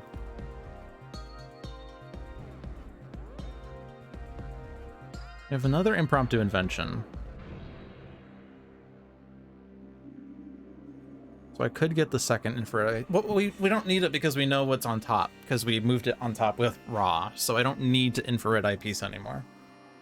I mean, Wraith dies unless Meteor Storm is played, because Wraith is not surviving. We could do Smoke Bombs and redirect Wraith's damage to Haka.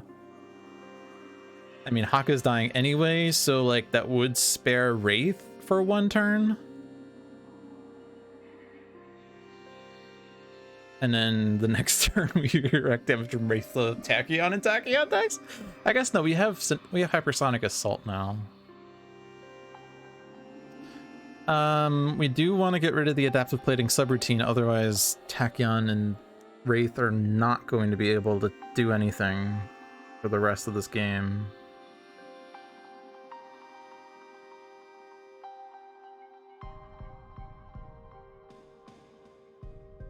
I mean, if Meteor Storm is the top card of the deck, then we're actually in stasis if I destroy adaptive plating subroutine, because then Raw just moves adaptive plating subroutine to the top. I guess we have to be able to destroy it as a thing. We don't have constant destroy. If I do lose Wraith, then I do get a stasis by moving adaptive plating subroutine to the top. So no, yeah, I'm not quite in stasis. I have to be able to destroy ongoings. If I move a component into play and I can't destroy it because Meteor Storm's in play, that could be bad, because then we flip to this side and he plays 2 cards instead, and we're not in stasis at that point.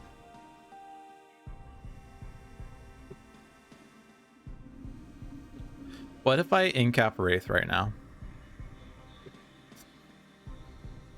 What if I incap Wraith so that I do have the potential for stasis? That seems extraordinarily stupid. But if Meteor Storm does come out, which is a 2 and 11, and as long as we can keep putting ongoings on top, then the rest doesn't matter.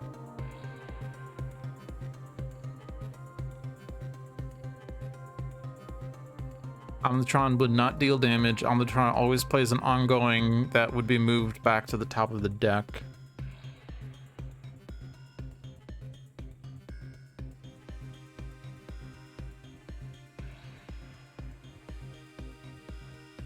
And we do that for however long it takes for Tachyon to get 1,000,000 bursts and all 3 copies of Lightspeed Barrage in her hand. And at that point, she might have enough damage to take down Omnitron. Maybe. Oh, that's a tall order. I don't know if that's even enough damage is the thing. How many bursts does she have? I don't remember this number. Is it faster to calculate how many cards are not burst?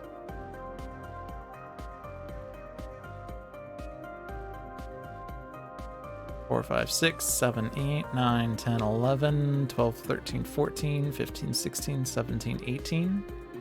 She has 22 bursts. Does that sound correct?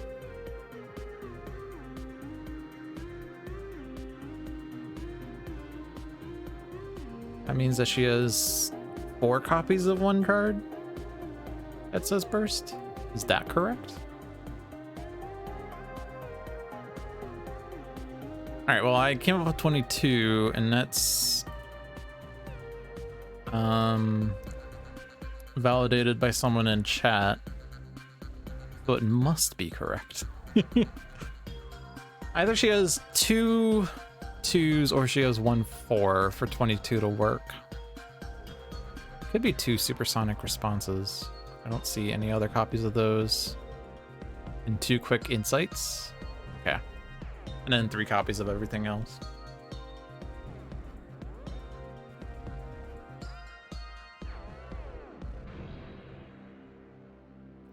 Because the problem with doing it with raw,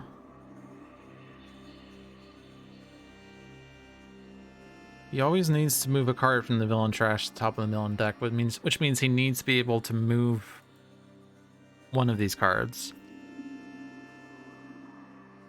And it can't be terraforming. And it can't necessarily be a component unless we can destroy that component, but if Meteor Storm is out, then we can't deal the damage to destroy it.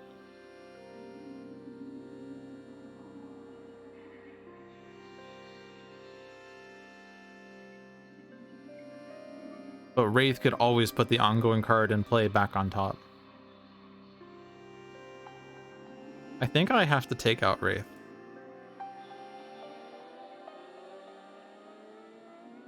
I hate doing this.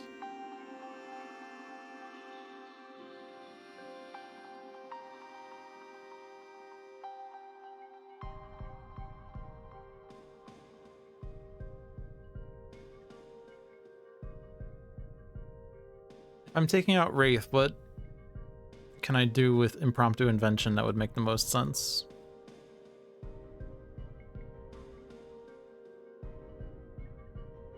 You're currently immune to energy.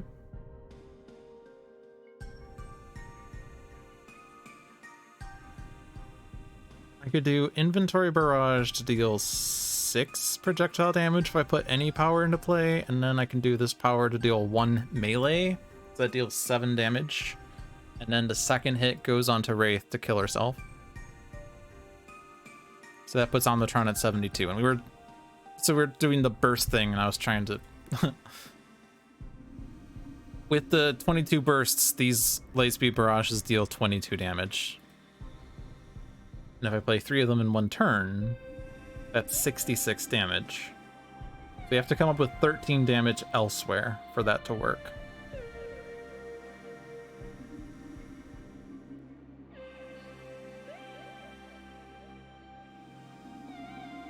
If Haka survives, we have an indefinite number of Haka of battles that we can play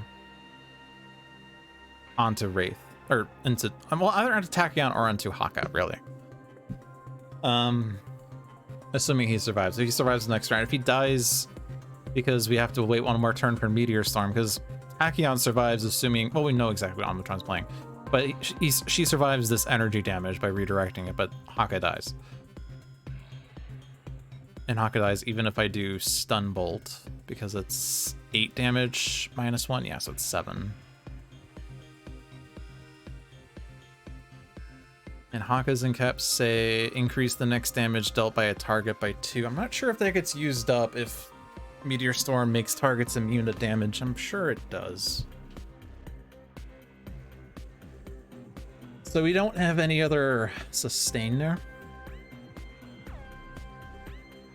At best, we could hold lightning reflexes and accelerated assaults, or supersonic responses would be better. Or sonic vortex with synaptic interruption in play. Hold the lightning reflexes. You can get at most, well, if you have a pushing the limits in play, and you can deal yourself the damage to keep it in play. Because you can't keep it in play indefinitely, because you have to actually deal yourself damage to do it, and Meteor Storm prevents that. But HUD Goggles can be in play. Pushing the Limits could have been put into play the turn before. So she can deal herself damage at the start of her turn, and that would work. And she would play 3 cards. 2 Lightning Reflexes would be 5 cards.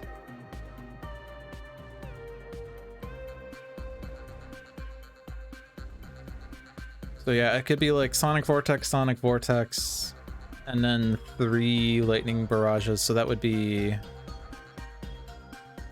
well, the problem is, I guess the others, yeah, we'd have to keep that Synaptic Interruption. But if I can't keep that in play, assuming that Meteor Storm comes out in the next turn, 3 and 3 is 6, and then 3 22s is 66, plus the 6 is 72. So you have to do 7 more damage, which we have 6 off of the Inventory Barrage, and set 1 more off that. So actually that would work. Okay. Or we do even more damage. Cool. So it doesn't matter because we're destroying all of this.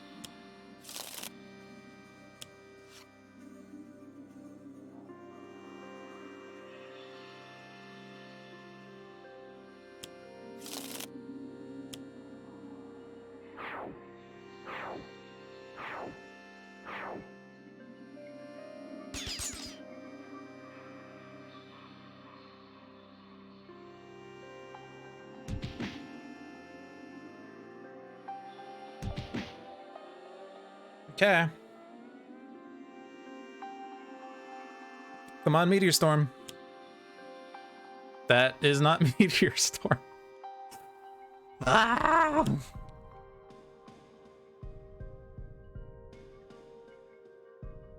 Okay, well, I mean, still, we do this.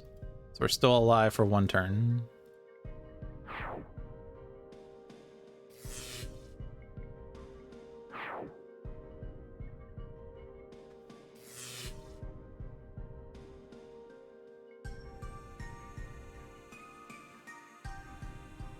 All right, so it's down. It's down to Tachyon. We have a hypersonic assault, so we don't die to Omnitron next turn. And what we want is this adaptive plating subroutine to be the play, because we can always put it back on top with Wraith.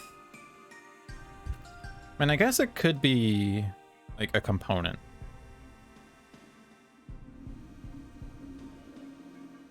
I could not drone or things.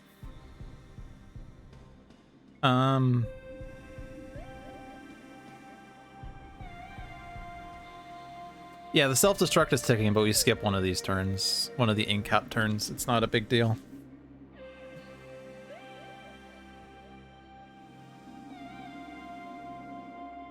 Question is, do I want to do adaptive plating subroutine or just destroy it? I guess I can't destroy it without... Like, this has to be active for me to put an ongoing card in play. I could put a component on top and then put adaptive plating on top, and then I don't have to stack the deck on the next turn because we know exactly that there's a component there.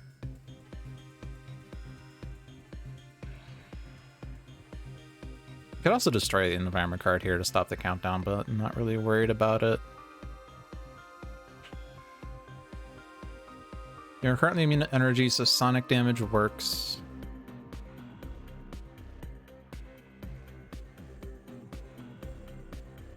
Card draw is fine, probably.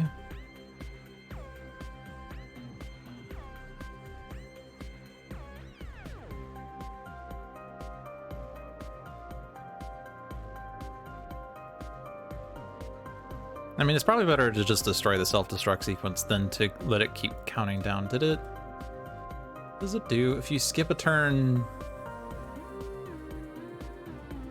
Put the top card of the environment deck onto the countdown pile. So if I skip the turn, then it potentially loses Meteor Storm on us. And we do need that Meteor Storm. We don't have indefinite, like, stall here. The good news is that since we did do more damage with Wraith, we do win once we have 3 Lightspeed Barrages and 22 bursts in the trash. We do win as long as Tachyon survives, which requires the Meteor Storm.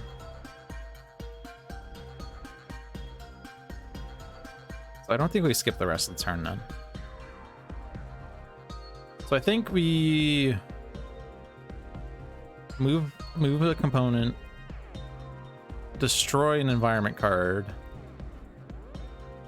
and that way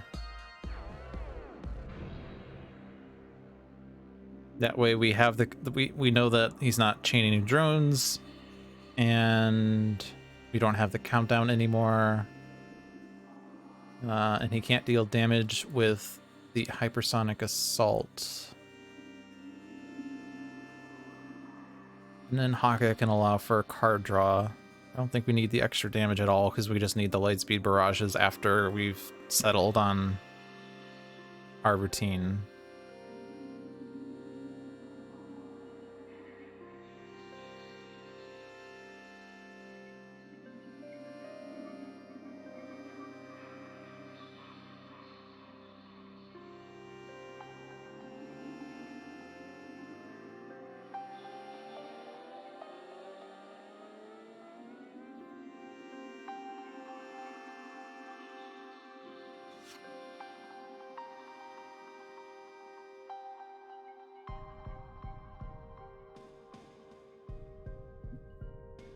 Keep like double checking whether I'm saying no to this or not. Okay. Do I keep the lightning reflexes? If I play lightning reflexes, nimble strike, that could be fine. I am always playing hypersonic assault. Like, I want to be able to draw HUD goggles, for instance. Or synaptic interruption would also be fine, because I could redirect damage if needed.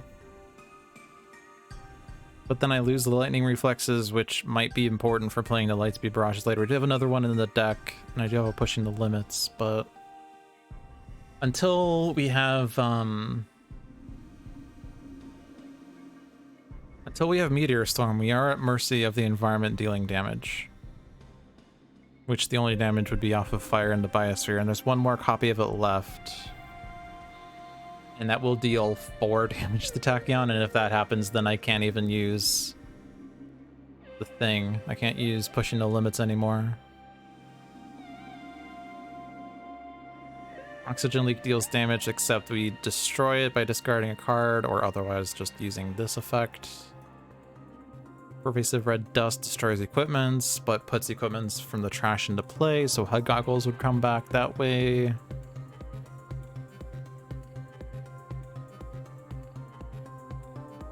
Okay.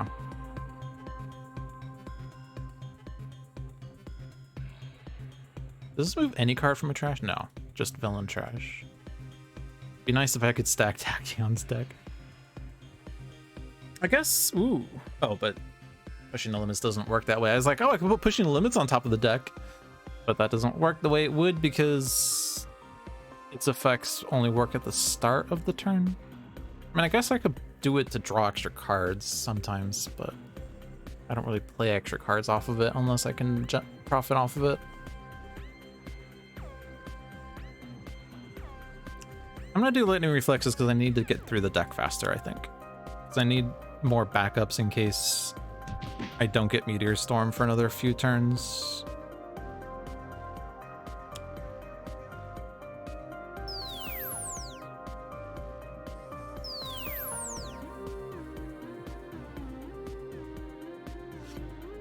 Okay, Synaptic Interruption is a backup.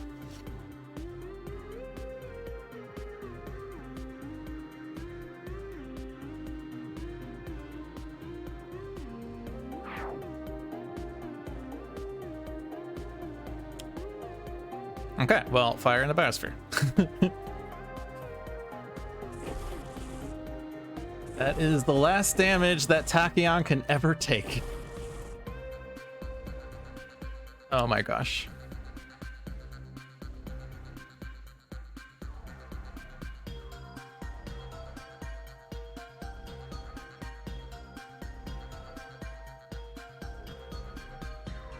At this point, we could destroy adaptive plating and then use Wraith to put the railgun on top. And we could have Tachyon destroy the fire in the biosphere by discarding 2 bursts. That's fine. And Synaptic Interruption keeps her alive on Omnitron's next round. On the other hand, I don't need to worry about adaptive plating subroutine yet. I need to get Tachyon more backups. Because we have 2 more hypersonic assaults and that's it until we get a Meteor Storm that saves us. So, I think I just do draw then. I guess both of these say draw. All 3 of these heroes say draw.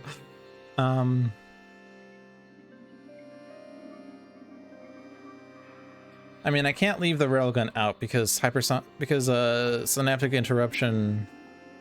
All right, thanks for stopping by, Tick Walker. Have a good night.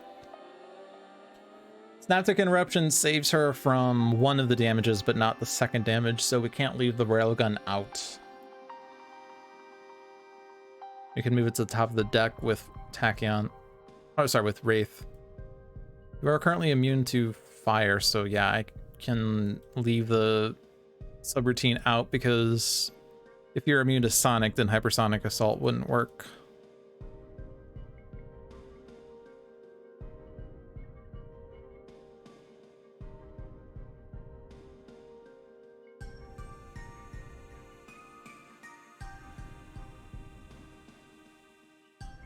I guess I could do draw here, and then move the railgun with Wraith.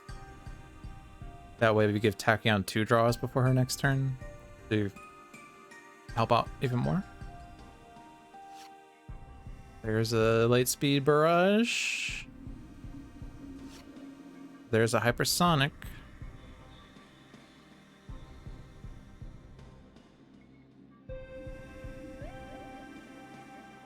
So I was just thinking, hey, now I can have Tachyon. I can let Tachyon draw a card. Except no, we do need to make sure we control Omnitron's next play. Otherwise, it's game over because he'll play drones that kill Tachyon, or sedative flechettes that kills Tachyon, or yeah. So Synaptic is fine.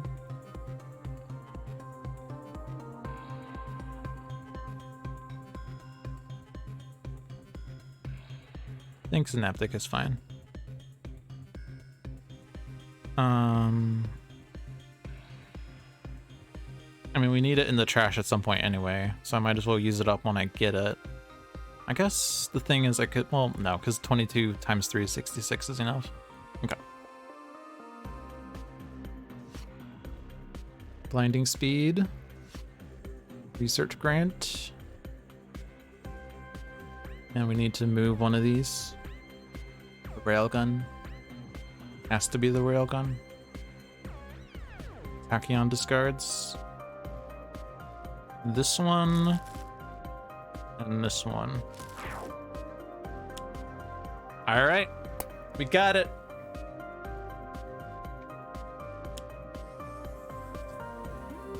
So now we just chill for 20 rounds.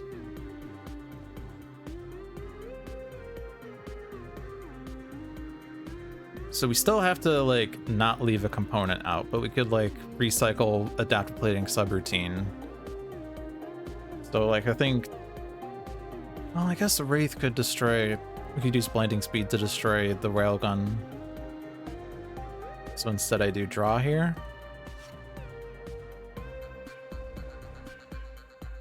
So our next objective is going to be to get Tachyon with 22 bursts. All right, GG in advance and good night. All right, good night, Hank Ride. You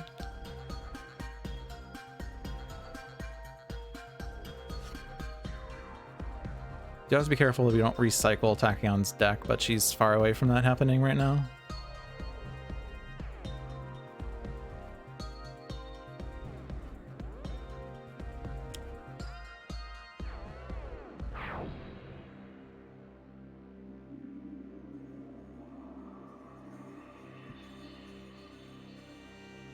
Yeah, so we did this right.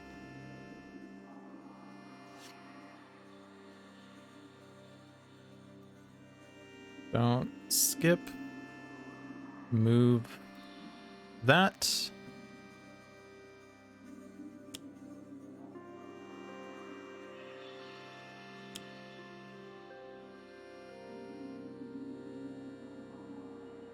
Pervasive red dust is a bit funny.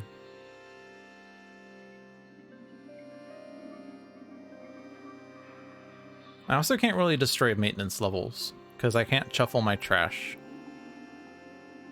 So there's going to be a bunch of villainous weaponries and meteor storms and maintenance levels out.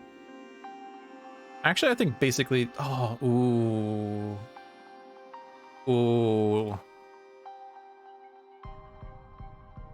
That could be a problem. I'm going to have to destroy environment cards with Wraith sometimes. Put the top 2 cards of the environment deck face down next to it. That pile is the countdown pile. If the countdown pile is ever empty, everyone dies. Imagine that every environment card is out in play because I just ignored them.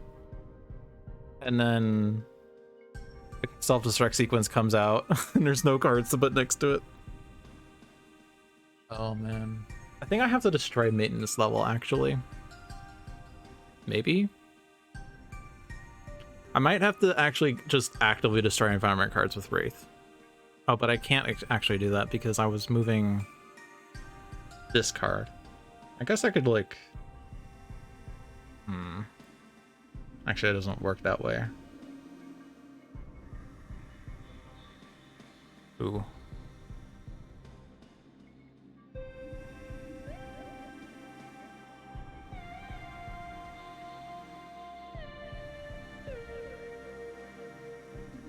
I mean, I could spend this action moving a card from the villain trash, and this action destroying an environment card. And then this action destroys the card I moved, and this action moves the adaptive plating subroutine on top.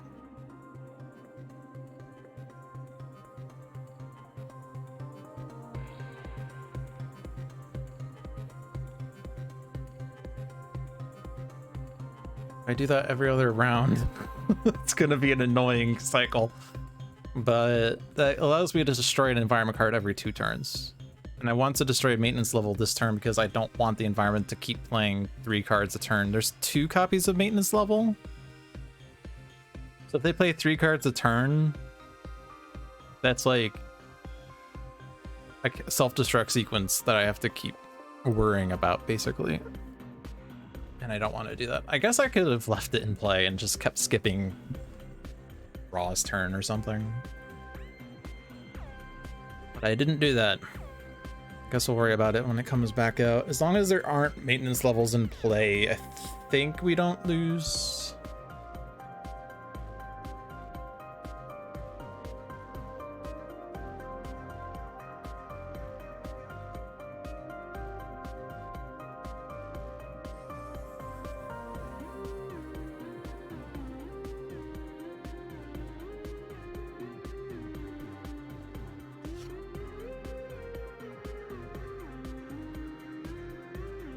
Alright, so Tachyon plays HUD goggles and research grant to get things going faster.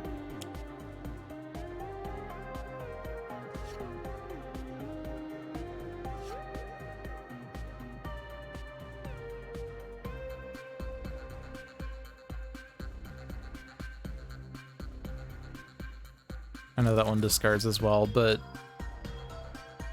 we have a lot of draw right now. Probably should have kept it for the discard, though.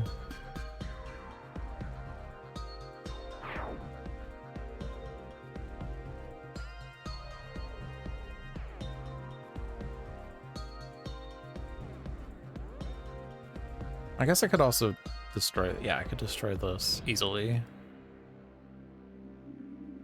I don't need the draw as much. I guess I should have discarded that one earlier.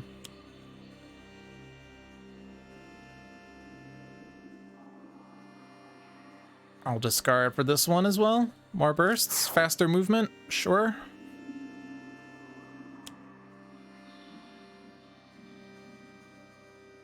So now in this cycle, Raw destroys electromagnetic railgun, and Wraith puts adaptive plating on top.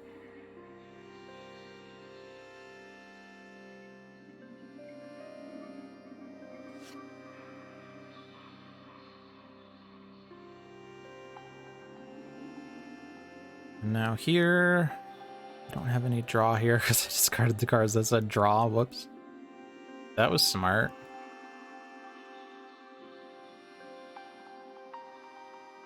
I don't play any of these.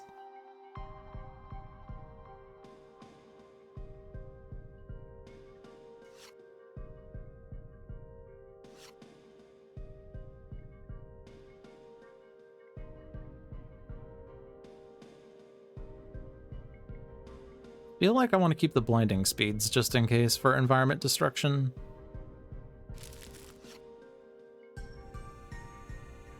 So I can't play Sucker Punch because that kills Tachyon. I guess it kills villainous weaponry.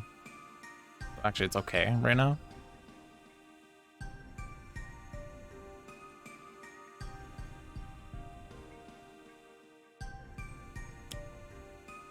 A second Meteor Storm.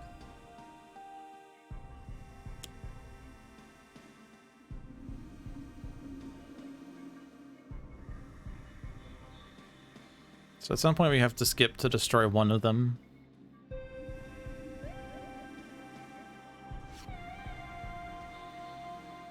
don't think we need to just yet. Tachyon is at how many bursts right now? 11. We're halfway there. But there's only 10 cards left in our deck, so that's fine. Hawk is the easiest person to skip because he's just providing card draws and there's not too many of those left.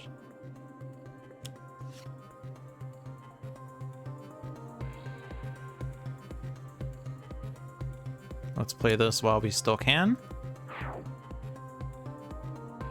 Cannot play that one.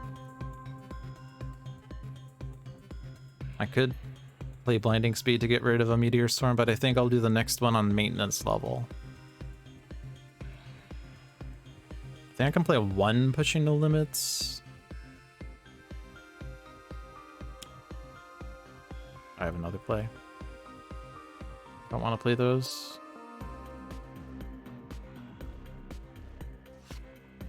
My only means of getting rid of Sucker Punch now is to discard it.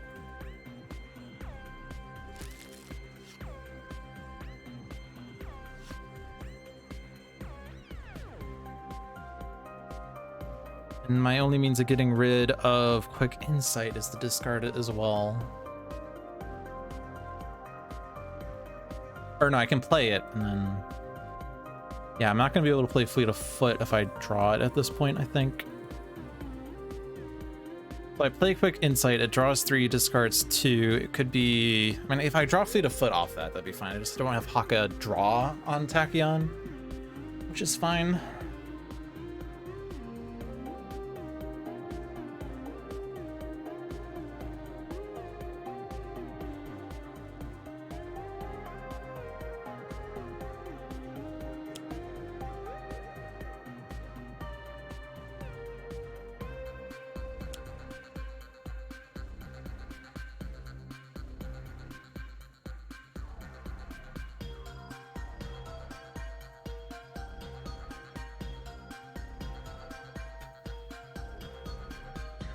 So I'm not doing draw anymore is what that means.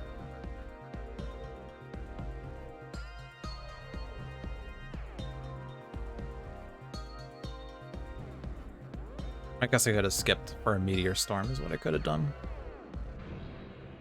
Oh, this selects a target. Oh. I thought it was any target. I didn't know that selected a target. Increase the next damage dealt by a target by 2. That could be interpreted as increase the next damage dealt by any target. I guess if it was any, it would have said any. I can't. Okay.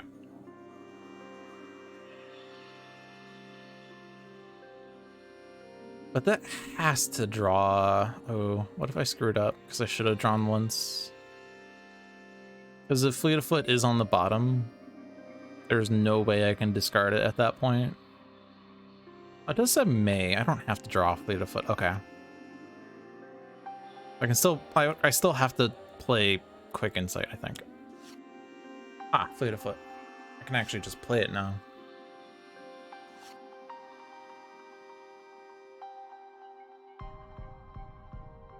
So now we're going to start getting rid of bursts faster. I don't think I need the blinding speeds now. TBH.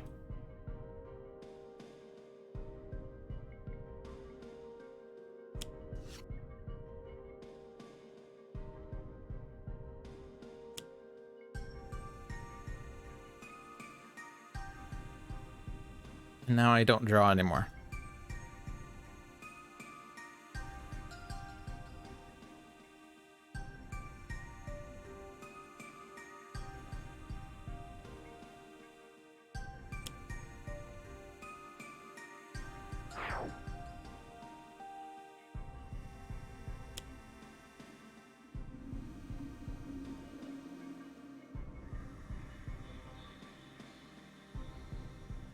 So Haka skips his next turn.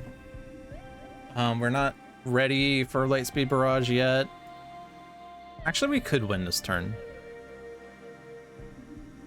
The main problem is you're only playing one card right now because your HUD goggles got destroyed by Pervasive Red Dust. So like what we're going to need to do is to get Hug Goggles back, which we can do by discarding for it, basically. And then we're gonna also need to not have adaptive plating subroutine on top. A component would be better in that case. So we need to lose the adaptive plating. So we destroy adaptive plating here, destroy Meteor Storm with Haka, and oh, but I can't destroy it. Oh, but we know the top card because we moved it before, right? I did a move a component thing, and then Wraith did a move the subroutine thing, so we know that there's a component on top, and we know it's there because it's in the deck, and the only way it would be in the deck is if it's on top. Okay, so the railgun's on top, and the railgun doesn't do anything. We can destroy the adaptive plating subroutine here. We can destroy an environment card there. That destroys pervasive red dust, which gets HUD goggles back in play. Okay.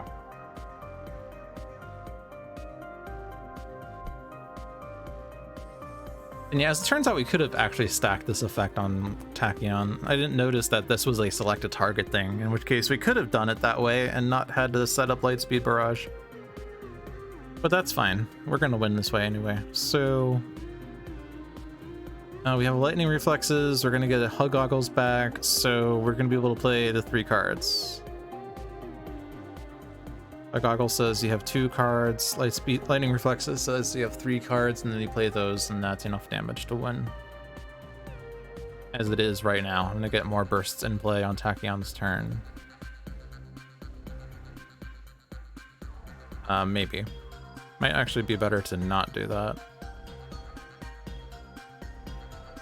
Maybe? No, it's better to do it because it makes the 3 Lightspeed Barrages deal more damage. I was just thinking that, like, I could use this effect on Haka to get a +2, but we're skipping Haka's next turn, right? So it doesn't matter. We're not doing it this turn anyway.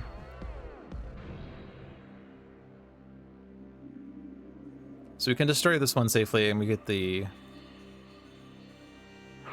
component next turn. You skip your turn.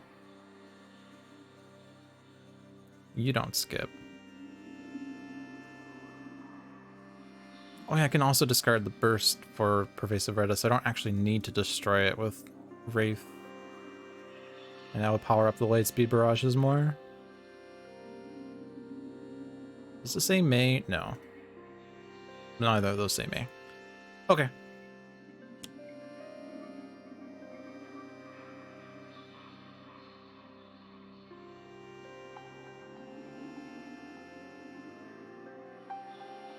I mean, I could even just destroy Meteor Storm right now because I do have a Synaptic Interruption. And that would be fine. It's pretty ballsy.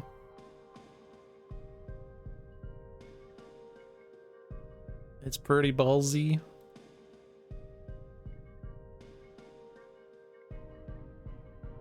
But we do have the Synaptic, and it makes the Lightspeed Barrages deal more damage. And also Villainous Weaponry, which makes Omnitron hit himself harder. Oh dearie me. So what's going to be played? Either Villainous Weaponry or maintenance level into Villainous Weaponry. Cool.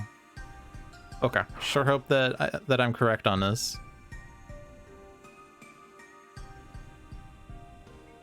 Sure hope I'm correct on this.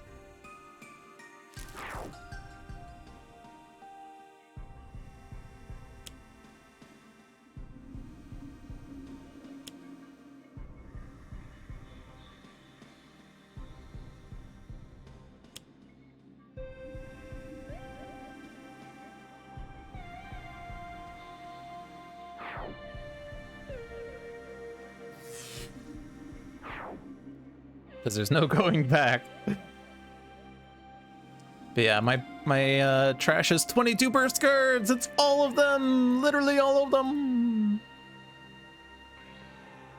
I could now have Tachyon draw a card and we lose.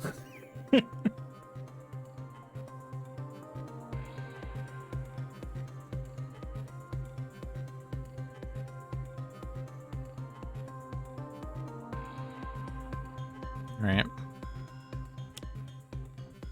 I guess I have Hypersonic Assault.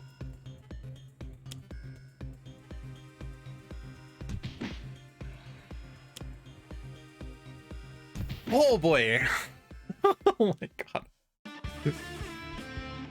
Oh my gosh. Well, sorry, Sparky, because you lost again.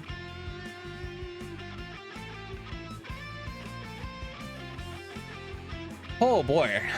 Zid fell and Takewalker win. Sparky and Hankride lose.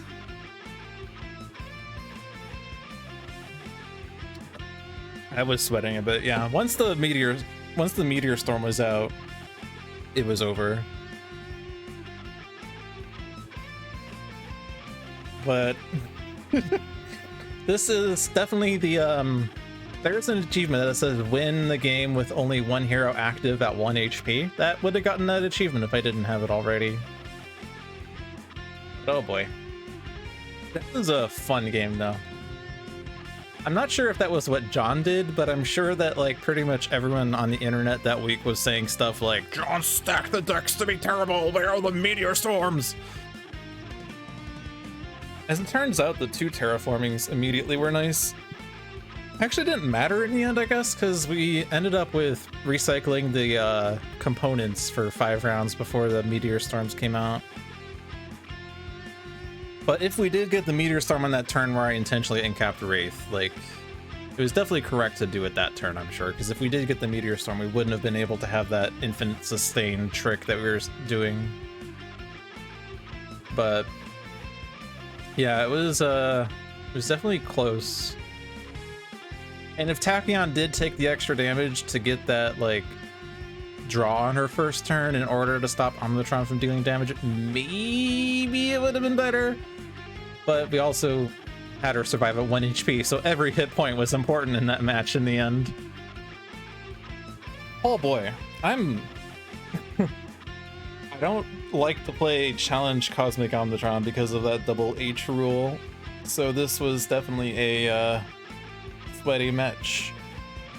But I think that's fair for my one foray into HandelabraLive. And all of Sparky's points are gone. All of them. Alrighty, well, I am done for this week. Thank you all for watching. This is HandelabraLive, as normally hosted by John, but we switched this week for fun. Normally, you would see content before it is publicly available, such as Sentinels of Earth Prime decks, which John did do this week, but he did it on Dolphin's Dive! Weird! But normally you would see that stuff here. The Kickstarter did meet its goal, so Sentinels of Earth Prime will be in development, but hopefully the stretch goals get met so we get variants and mini pack expansions and all that jazz. Check out the other streams you have on this channel. Every Friday at 4 p.m. is Luck of the Seamus the Hug Monster. Every Saturday at 2 p.m. is Spirit Island Saturdays with usually myself, usually John, and usually Seamus. Every Monday at 7 p.m. is Dolphin's Dive with usually LogicDolphin, and every Tuesday at 7 p.m. is HandelabraLive with usually John. Handelabra products include Sentinels of the Multiverse, Bottom of the Ninth, One Deck Dungeon, Aeon's End, and Spirit Island. They are all available on Steam, iOS, and Android devices, and One Deck Dungeon is also available on Switch if you want to switch it up. Find more information on those games at handelabra.com. Follow me at twitch.tv/LogicDolphin if you would like to see Final Fantasy XIII content. I'll be back to streaming tomorrow for that. I've taken a hiatus for various reasons in the past couple weeks. I keep saying I'm back and then I'm not back, but it's because the end of a semester is kind of stressful. But the summer semester is over. I am on break. Whoops. I did a thing to my controller. It's screwing up my audio. It looks like it's still going through to the stream. Anyway, thanks for watching, everyone. Have a good night.